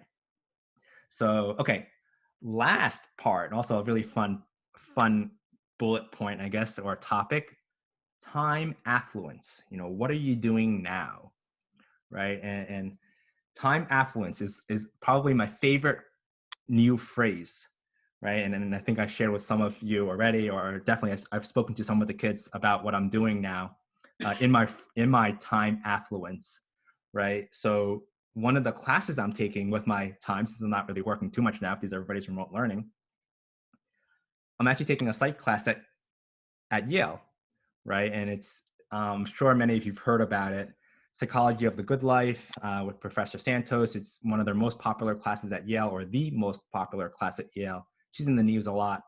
But I'm taking her class now just because I have the time, right? And in a lecture 2 weeks ago, before the COVID-19 really kind of blew up, right? She mentioned time affluence. What are you doing with the extra time that you now have? Time affluence. I'm sure you all feel it. I know I have. I'm used to working 7 days a week, 60, 70 hours a week. I don't skip a beat. I'll work all day, all night. I don't care. I skip meals. Now I actually have TED time. I can actually have dinner at a normal time. Like literally, I'd never do it. I feel like I'm like living the dream right now. I'm like on vacation. I can do a total reset. A reset on my interest and priorities. So what am I doing? I'm taking a psych class at Yale. I'm taking a coding and finance class at Harvard.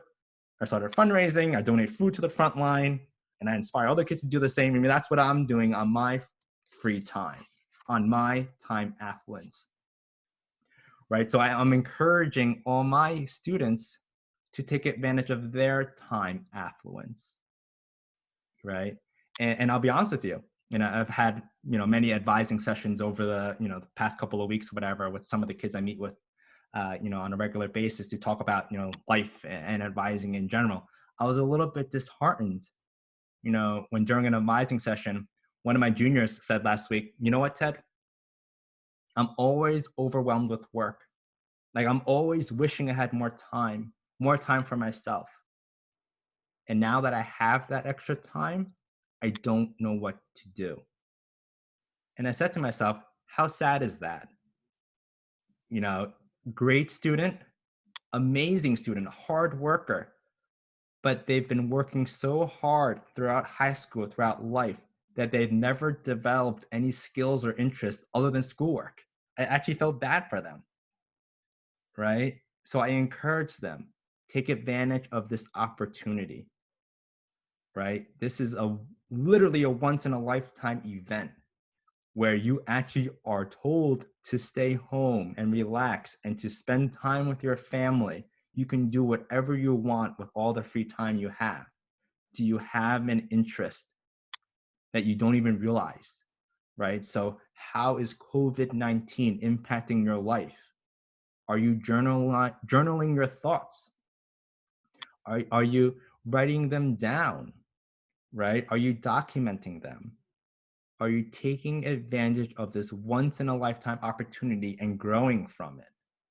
If not, do I really think you're that worthy of admitting into my college? How am I supposed to think you will take full advantage of the opportunities I can grant you if I admit you to my school if you're not even taking advantage of the COVID-19 pandemic and the opportunity it's presenting to you, right? Tough questions, right? And really, as I say, very philosophical thinking has to take place now for somebody or some student or adult for that matter to truly take advantage and seize the opportunity versus it sucks. I hate online learning, right? But what about the positives that this is bringing to you, right? I always love reading admission letters, when kids get into colleges. It gives you incredible insight into what colleges are looking for that year.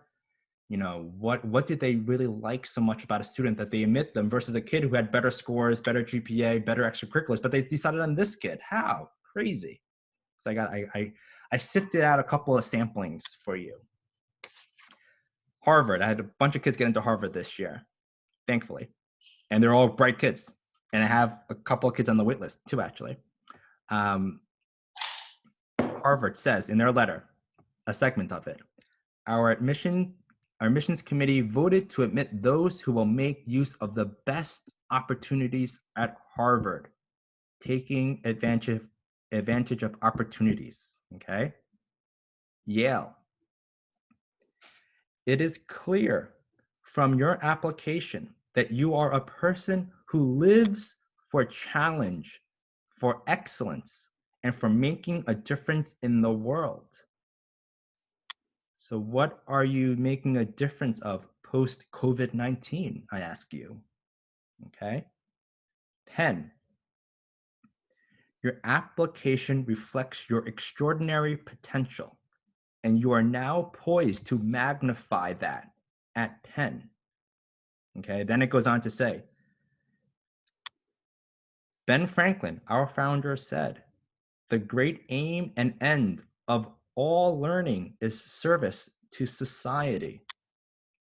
This statement powers our community with a sense of purpose, ensuring that we seek to engage, to create, and connect, and to act.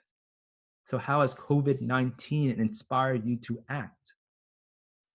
If nothing, well, then you probably don't fit our student body, then do you? Okay, and I'm sure a lot of you are thinking, well, my kids aren't applying to Harvard, Yale, or Penn. My kids don't really go there anyway. I don't have to worry about that. I assure you, 1,000%, I don't care where you are applying to.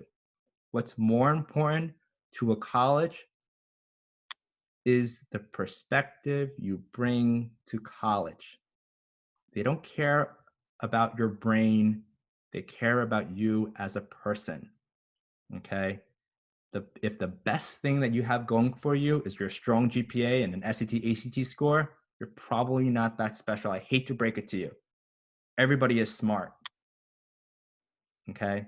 And there's a lot of smart kids who don't get into any good schools, relatively speaking. A lot of kids with perfect scores who think they're a shoo-in, they're double legacy this, double legacy that, and they don't get in. They're pretty boring on paper, okay? And I always remember, and I always share with a lot of families, and I'll repeat the story for those who have heard it, and for others who haven't, you'll hear it for the first time.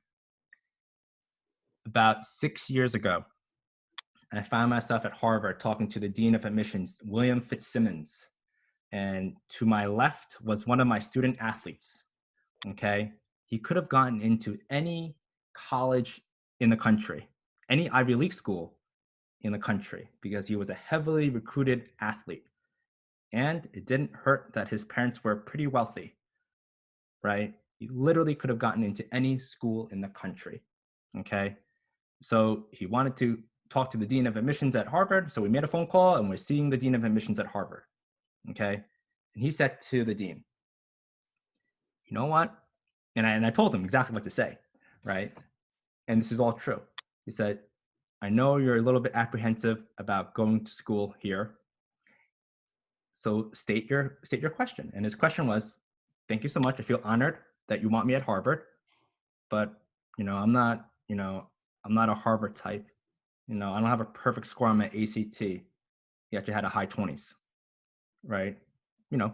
B+ student, not horrible, but again, I don't feel like I'm Harvard type. I know I can make it here athletically, no problem, but I'll be honest with you, I'm a little bit intimidated. This is what the dean told him, and I'll never forget it. And I always repeat this to kids. And he says to my student, look outside, and he points out his window, and you're looking at, the quad, typical, college setting. Kids are running to classes, they're hanging out, whatever. A bunch of kids just walking around, right? And he says to him, look outside. Perfect score, 4.0, dime a dozen. I don't need another kid. I don't need another smart kid here.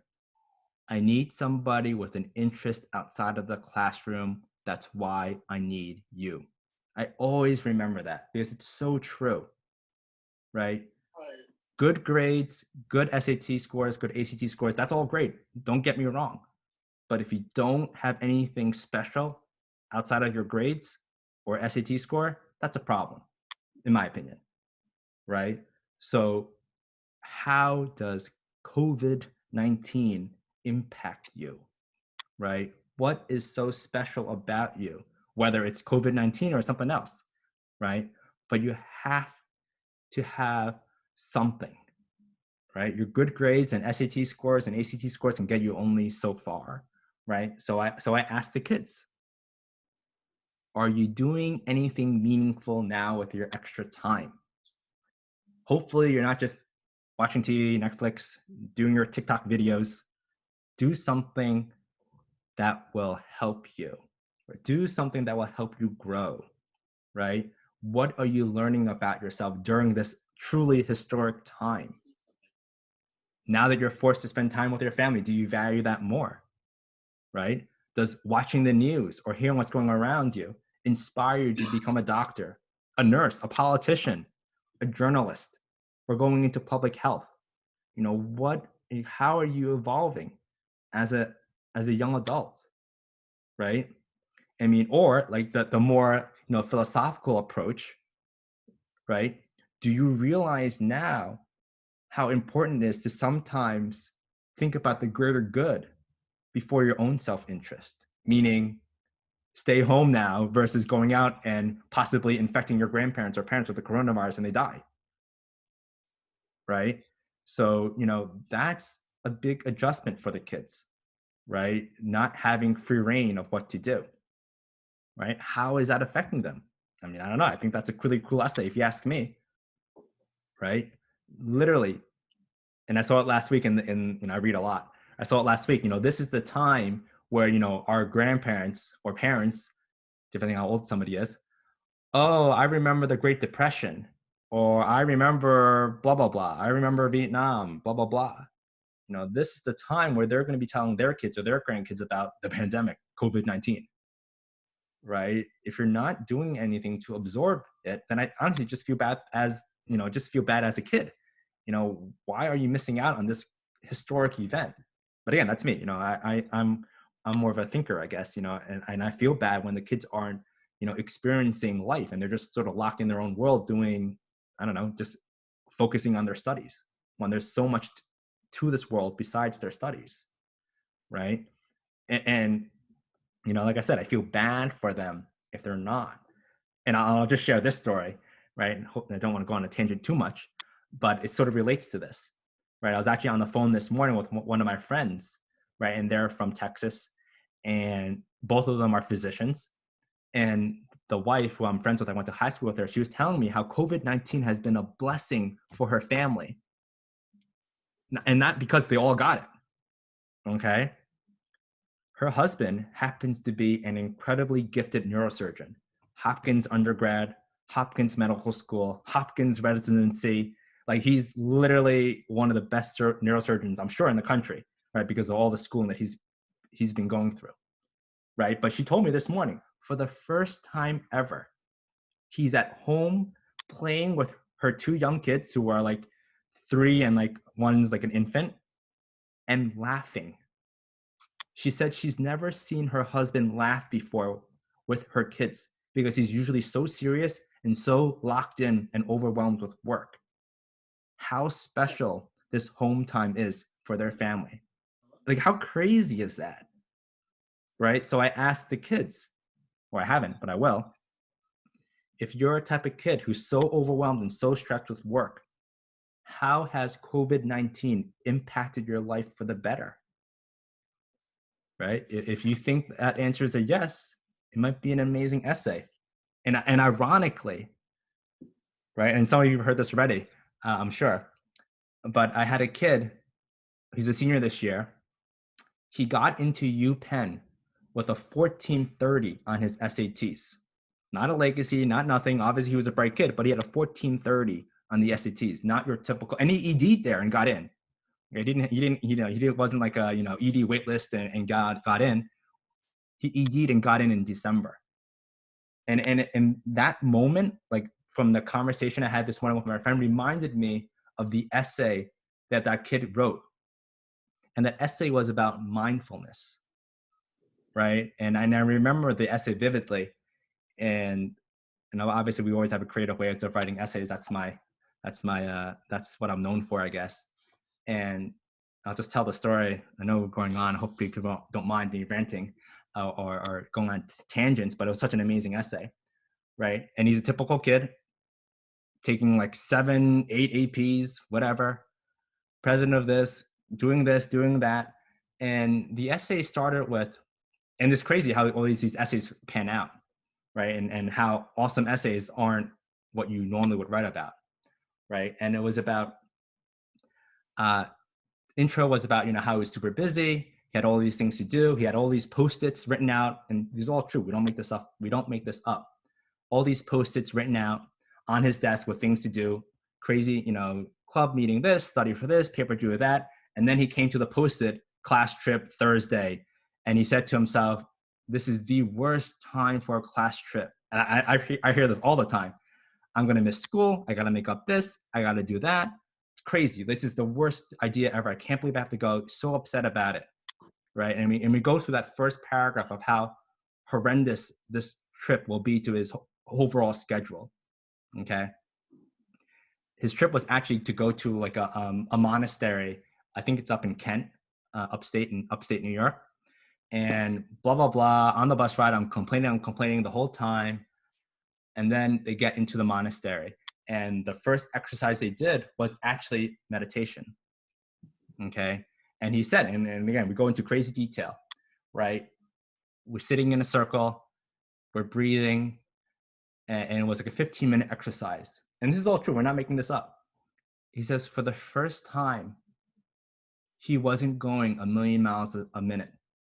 The first time in many years, he actually could listen and hear himself breathe and just relax. It was a total reset where he then started to be more mindful of his mental health, implementing, you know, breathing exercises, implementing meditation into his daily routine. It totally changed him, right? This was a powerful essay. And it's so true. And again, if you know your audience, at Penn, a lot of mental health issues, a lot of suicides. When they saw that essay, they're like, whoa, we need this kid here. This kid has got it.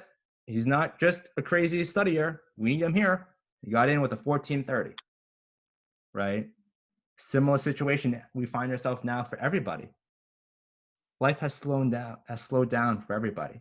What are you learning? You still want to write about your essay about, you know, you started a charity, you know, you want to help kids, you want to build a house, Habitat for Humanity. Sure, that's a generic essay. Nobody's going to fault you for it. I personally wouldn't have a kid write that, but hey, what do I know? I don't know anything. That's what I always say, right? But, you know, this is a learning experience. You know, if the kids are learning something, it might be a good thing. But, you know, a lot of cool things to write about. But, you know, that's just my idea on that. Next part. Are you starting a new passion project? Okay, so if you don't know what a passion project is, it's sort of like a code name, or not even a code name. It's a coined term for kids who do a project with the hope of sort of boasting about it or sharing it with college admissions, right? So how has COVID-19 inspired you into action, right? Did you start a charity? Are you doing something nice like I am, right? And as I said to a bunch of kids already who I know I'm working with, and they're starting a project like this, I told them, and I'll tell you, it's probably not going to be the main highlight of your application, or it's probably not going to be the essay topic that you write about. It's more of a bullet point on your resume or a topic to mention during the interview, right? I mean, you just can't say something that you did for 2-3 weeks was just so inspirational that it totally changed your life. I mean, how stupid do you think I am, right? It's a bullet point, something nice, don't get me wrong, but it's not going to be a life changer, okay? Don't fall into the trap of writing a generic essay. Just don't think that because you collected some money and bought some N95s and donated to a hospital that you can write your essay about that, of how amazing it felt that you called some friends and they donated $1,000 and you bought some masks. Good for you. Think about that kid who wrote an essay about not being able to do remote learning because they don't even have Wi-Fi at home. How's your essay compared to that? Probably not that good, right? So, you know, be careful. Just don't think a passion project based on COVID-19 is going to be your essay, right? Just don't tell me you're a nice person. When you saw the struggles, you leapt into action. Kind of boring. I'm sorry, right? How can you take a Corona passion project to be the quote unquote one and the one thing that helps you differentiate yourself? A couple weeks ago, I suggested it to one of my kids in the city. He's super interested, very good in math, super interested in business. And literally, I feel like it was crazy that I had this conversation with him in February. Literally, I said, it'd be kind of crazy. You can do a COVID-19 versus economy passion project. If you can find a mentor at a university, who studies economics, partner with them, do some work together. That would be impressive. That'd be awesome. You do something like that? Sure. That could be more potentially in your essay. But if you're just doing a little bit of charity here or there, my opinion, you should have something better to write about, or else we have other issues to deal with, right? So, and I will always put this disclaimer out there. Just don't do something because you think it will help you get into college. Do it because you want to. Do it because it helps you grow as an individual or as a person. Just don't do it because, oh, I think it looks good, let's do it. Or mom thinks it looks good, so I'll do it. You're just wasting your time, right? Do not, and I always say this all the time, do not treat applying to college like a checklist. I gotta take X amount of APs. I gotta get X amount of honors classes. I gotta give it X amount of whatever. I gotta do this club, I gotta do that club, I gotta start a club. Trust me, college admissions officers are not stupid. They see right through it, right? They know when it's just too good to be true. Oh, they have their ADD or the ADHD. Then they decided to, raise money and donate it to whatever, some sort of charity related to ADHD. Great. I mean, you got to do something more than that, right? So, are you truly using this time to better position yourself or to better market yourself to colleges? This is definitely a crazy time for everybody, right? There's a lot of opportunity here for some self-reflection, personal growth. And, if you use that time wisely, the silver lining is that you might be better positioning yourself for college. And I always say this, if you don't do it, that's fine. Somebody else definitely will be. Trust me, I know these kids, they're doing it, right? And I know there's plenty of kids out there. I mean, again, think about some of the things I hear. I mean, I see and hear everything, right? There are schools in Westchester County, kids haven't done anything in weeks. They don't have computers for all the kids. So when the parent has a choice of one computer in their house and they got a remote into work, guess what? Kids not doing the homework. They're not logging in for Zoom because mom and dad have to work. Those kids will do the work at night. Right? I mean, I'm lucky I work with kids and that's not a problem. Right? But believe me, these families exist in our own backyards. Right? Or what about, first world problems? Well, we don't have fast enough bandwidth. The Zoom is a little bit choppy. Well, guess what? You got a kid in your next neighborhood who doesn't have a computer to use during the day because mom's on it to work. Right? So, whatever struggles kids think they're going through right now, I'm telling you, 10 times worse out there. Right? So, and again, I guess we should all feel fortunate, right? But there's a lesson to be learned everywhere. The question is, are you learning it, right? And it's some kids are, and some kids, I won't lie, they have to be a little bit coached to be, have these questions asked of them, right? And I don't expect all the kids to be thinking about these angles and these, philosophical questions. That's what I do, right? That's what I do for a living. I'm the one prompting them. I'm the one, sort of, positioning them or helping them sort of find their way, right? Because, hey, at the end of the day, they're young adults, right?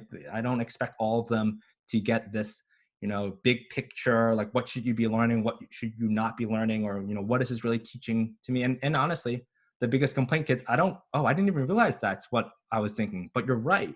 I feel it. I sense it. I just couldn't get it out in words. Right. So, there's a lot of things to be done here.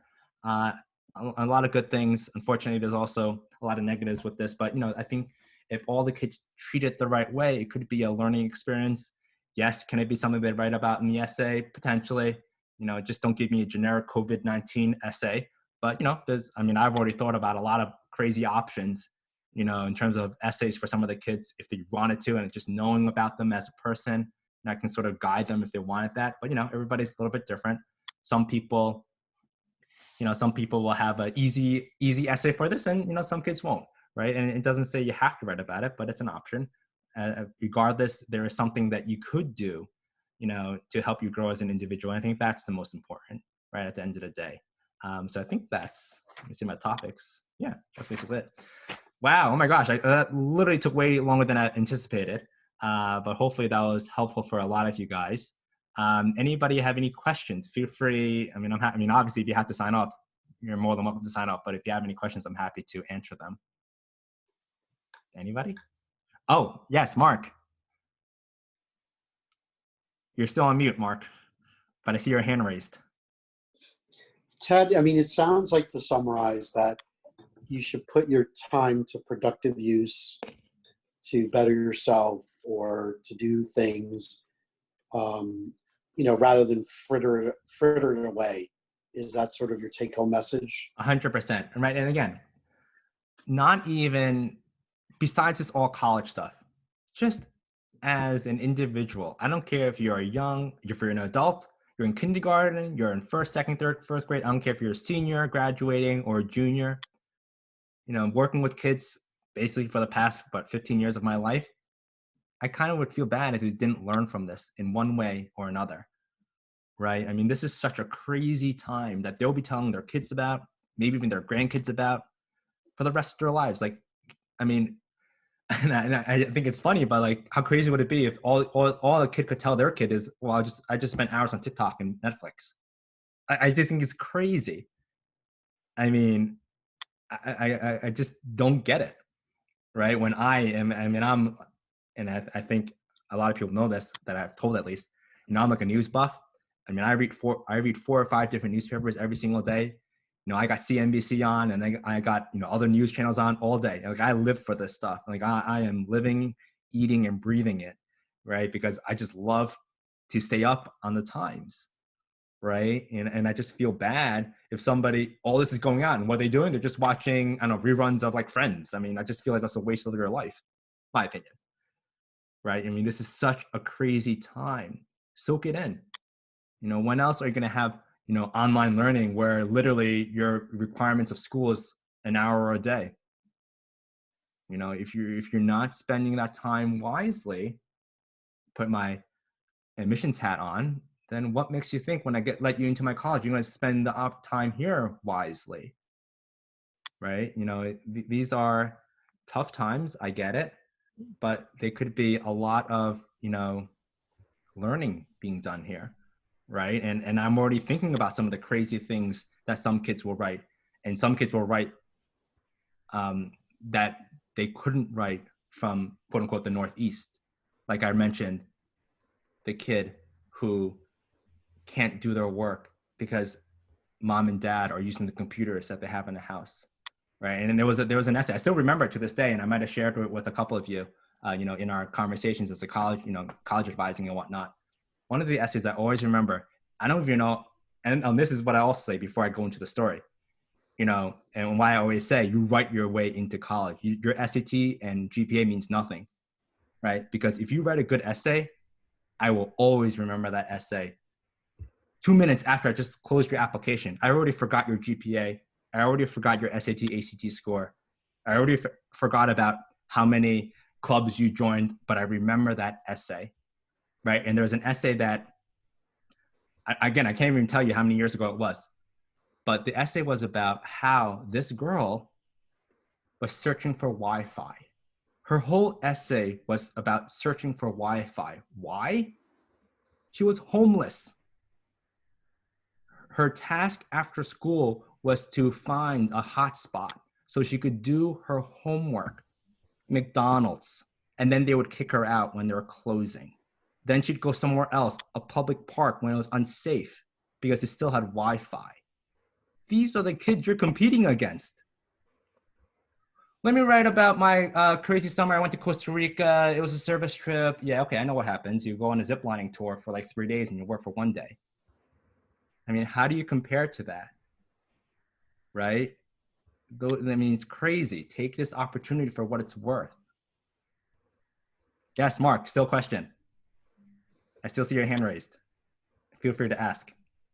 Oh, sorry, Ted. I forgot to lower my hand. I'm sorry. No, it's Ted, okay. thank you so much for the generosity with your time and sharing your thoughts, opinions, and guidance. Oh, I can talk for hours. You know that, Mark. I can talk for hours. That's a good thing. That's yeah. a good thing. Valerie, question. Hey, Ted, this is James. This is Valerie's husband. How are you? Good. How are you? Good. So the flip side of what you were talking about, the homeless student looking for Wi-Fi, you know, the schools are in disarray. I mean, everything is uncertain for them right now. They don't know who's coming. They don't know who's going to accept. They don't know who's visiting. So I would imagine that the schools are craving more certainty, and particularly those schools that don't have the multi-billion-dollar endowments. You know, Harvard and Yale will be fine. They can fill up their classes many times over. But in the second and third tier schools that already have maybe lower than average yields for the people that they accept, I have to imagine, you know, that's why demonstrated interest is going to be at a premium. And the other thing I don't think you talked about is, you know, how does all this play into financial aid? I have to imagine they're going to be looking for every single tuition dollar that they can get. Yeah, 100%. So for those of you who don't know, a good point, yield, right? So you mentioned a good term, yield. So what does yield mean? Yield means if and unfortunately, the driver of a lot of schools are the USA Today or the US News and World Report college rankings, right? And how do you elevate yourself in that ranking? You work on the yield, meaning if I admit 100 kids and 100 kids come, my yield is perfect. If I admit 100 kids but only 10 kids come, my yield takes a hit, right? So colleges don't like to admit you if they don't think you're going to come. I mean, it's simple numbers, right? That's why I always say the US News and World Report makes it harder for kids to get into college because everybody knows they're going to be in there. It's just like for the Westchester families here, you know, I always say, you know, Westchester Magazine does a huge disservice in the high schools because guidance counselors will convince a kid to take a certain test when they shouldn't because they know the other test isn't reported. You know, if the Westchester Magazine only reports the SAT score, well, I'll just push every kid who's not going to do well on the SAT to take the ACT. And then they're not going to hurt my numbers, whether that kid should be taking the SAT or not, or ACT or not. It's crazy, right? So, you know, I always say, yeah, put the kids first. That's the best policy, right? So so certain colleges, I'm sure, they're not, as I said before, they're not going to lower their standards, right? But yeah, I mean, and this is before COVID-19, a lot of schools say we're need blind, right? Meaning, I don't care if you want financial aid or not, that's a lie, sorry, right? And when you check off the box, I'm not asking for money, that's a big dollar sign. They start like gloating, like, oh, I got a kid, not gonna take any money from me. Yes. That's why international kids, they love international kids. They pay more. International students pay more money than the regular students. That's why they're so popular, right? They're not trying to be nice and try to make it more diverse, although that's a silver lining. They want their money, right? And I can say it, I'm Chinese. They love the Asian kids. They're all rich. They all go to these colleges. They're driving around the Ferraris and the Lamborghinis, wherever you go. Seriously, it's crazy. You know, you go to some of these schools, you see like 10 supercars, if you will. They're all the Chinese kids. It's crazy, right? It's all about making money for these schools, right? So when you tell me that you don't need our money, awesome. You're in a special pile. But is that going to be on steroids this year? To be honest, doubtful, right? What I mentioned before, and I'll repeat again, their standards are going to be the same, okay? They might admit a little bit more, but as they already did this year, their wait list will be longer. They'll put more kids on a wait list to ensure they get the numbers they want to get, right? And that's pretty much guaranteed for sure, right? They need to fill those beds. If they have an empty bed, that's a problem, right? And you know, and as I said to some of the kids, I wouldn't be surprised if they increased the size of admitted students, right? Because as I said before, who's to say there's a junior right now or a sophomore right now at that school, they're not coming to school next year because they got to stay home and help their mom and dad with money. Right. They got to get a job, right? So that's an empty bed. They got to fill it, right? So they're not going to lower the standards, but they might, if you're lucky, admit more kids that year, and for sure they will have more kids on the wait list. And I've seen it already. You know, more kids that I didn't think were going to be waitlisted at certain schools were waitlisted, right? Or certain schools that never really waitlist kids, and I have a bunch of kids waitlisted already, right? And then it goes into the demonstrated interest. If you're on that wait list and you can show me, and I know you've been emailing me since you were a junior, versus the kid who got on the wait list and now is telling me I'm their favorite school and I can't wait to go, who do I believe? Come on, we're not stupid, right? Does that answer your question? Yes, thank you. No problem, no problem. Anybody else have a question? I have a question, Ted.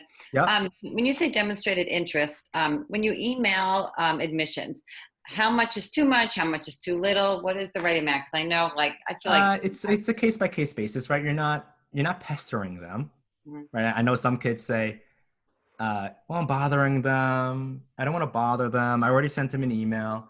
I mean, it has to be done with some finesse, right? Obviously, we're not going to send you an email every single week, right? But when there is definite need to reach out, whether it's updating them on a quarter grade, updating them on a special project that you're working on, updating them on an award, right? Then you're going to reach out to them. Or what I always like to say, the more organic reasons to email them. Oh, I just saw on your Instagram feed, blah, blah, blah. That's really cool. Or as I can't even make this stuff up. I never do. Harvard was doing Q&A with their dining hall today. What if you're lactose intolerant and you just question them, hey, do you have lactose intolerant or gluten-free or vegan this? And you do? Email the rep. I'm so happy to see that I can go there with my picky eater mindset and still eat. I'm so happy that I engaged with them. That's your interest. That's not a nonsense reason. Hey, I'm here, let me in. And you have to have a reason. Right. And again, I don't expect kids to know how to do this. That's what I do with them. That's my job. You know, and again, we're not just doing it to help you get in. We're doing it because you also want to learn. So you have to have reasons to learn about the school. And then if you do, let's let them know. Because I guarantee you, I'd say 95% of the kids out there aren't doing this. That's how you're going to differentiate yourself. Right. So, you know, it's not just, hey, I want to know now. Can you let me know? And which, you know, the hardest part about college or applying to college, I want to know now. I want to know now. These kids want to know now. They don't like waiting. Like waiting, it's horrible. You know, back in the day, you just wait for the letter to come in the mail. You know, now these kids are like having parties and then doing, you know, inviting their friends over for the decision day. Great if you get in. Not good if you don't. Right. And as soon as they get in, they got to post it online. I mean, these kids can't wait. Right. So it's tough for them. Right. So, you know, how do you reach out? You got to reach out in a thoughtful way.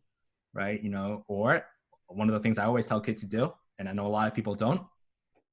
Great. You want to be a bio major? Awesome. Look up all the professors. What are they researching? Reach out to them. You talk to Professor so-and-so who's researching whatever coronavirus, email the rep. Hey, I just had a great conversation with Professor so-and-so. I also sat in on his class when I visited. That's worthwhile, right? A lot of things you can do, right? Unlimited things that you can do. I don't have any problem finding a reason why to email them, but I just don't email them. Hey, John Smith from Armonk, here again. Just want to make sure you know I'm here. There has to be a reason, right? And it's easy to find the reason, right? And you know, that's what you're going to do. That's your job, right? And maybe even more so now because you can't visit the school. And for many people, a lot of kids I'm sure I don't work with, right? For many people, their demonstrated interest is showing up once, you know, a year and a half before they apply, and that's it. And they wait for the best. They hope for the best. Not my kids. That's crazy, right? I mean, you have to stand out. How are you going to do it? You got to do the right things, right? You know, that's what a lot of people don't realize, for better or worse. I guess it's good for us, right? It's good for us who know it. And and when we have a kid who's doing it, we hope everybody else is not doing it. It makes us look better. But, you know, I see it all the time. You know, it's, like I said before, I get pushback all the time because I tell the kid to tell their guidance counselor to do something. And a lot of times, you know, I'm not going to call the guidance counselor unless I know them, right? And they won't do it. They're not going to care. Stop it. I got 30 other kids I'm working with this week. I don't have time to send that email that you want me to send to the rep. I'm not doing it. I mean, that's annoying, but that's their prerogative. They don't see the value to that. I do. And I always say, you know, I know it because I see it. And again, admissions officers are only human, right? Does that answer your question? And you have another question? No, that was great. Thank you. Okay. Anybody else have any questions? No, I think I've exhausted everybody then. I don't even know. Let's see how many people are still here. Does anybody have any questions? And I will call it a day. Let's see. Oh, let me stop. No, we're all, thank you, Ted. Thank you. No. It was very informative. Good, I'm glad. Thank Thank you. Very helpful. Thank you so much, Ted. Thank you so much for letting us be a part of it. Oh, all good. I will probably, no problem. I saved the video, so I'll probably share it with everybody if you want. If you want to send me an email, I can send the link after I upload it. Thank you. Thanks so much, Ted. Thank you. All right, no problem. Thanks, Ted. Have a good night. Have a good night. Good night. Bye, guys. Bye. Be safe. Be safe, everybody. Thank you Okay. for letting us do this. All good. Have a good night. Be good. Bye. Thank See you later. Any Honey, questions, bye. Tara? Tara, you have any questions? Last questions, last call. This is what I do for work. She's on mute. She doesn't realize. Tara, Tara, you're on mute. I said, I'll email you in an hour. Okay. Something else, sure. All right. Stay here. Stay safe. I'll speak to you soon. All right. Have a good night, everybody. Stay safe. Maintain your social distance. All right. We are. Okay. All right. Take care.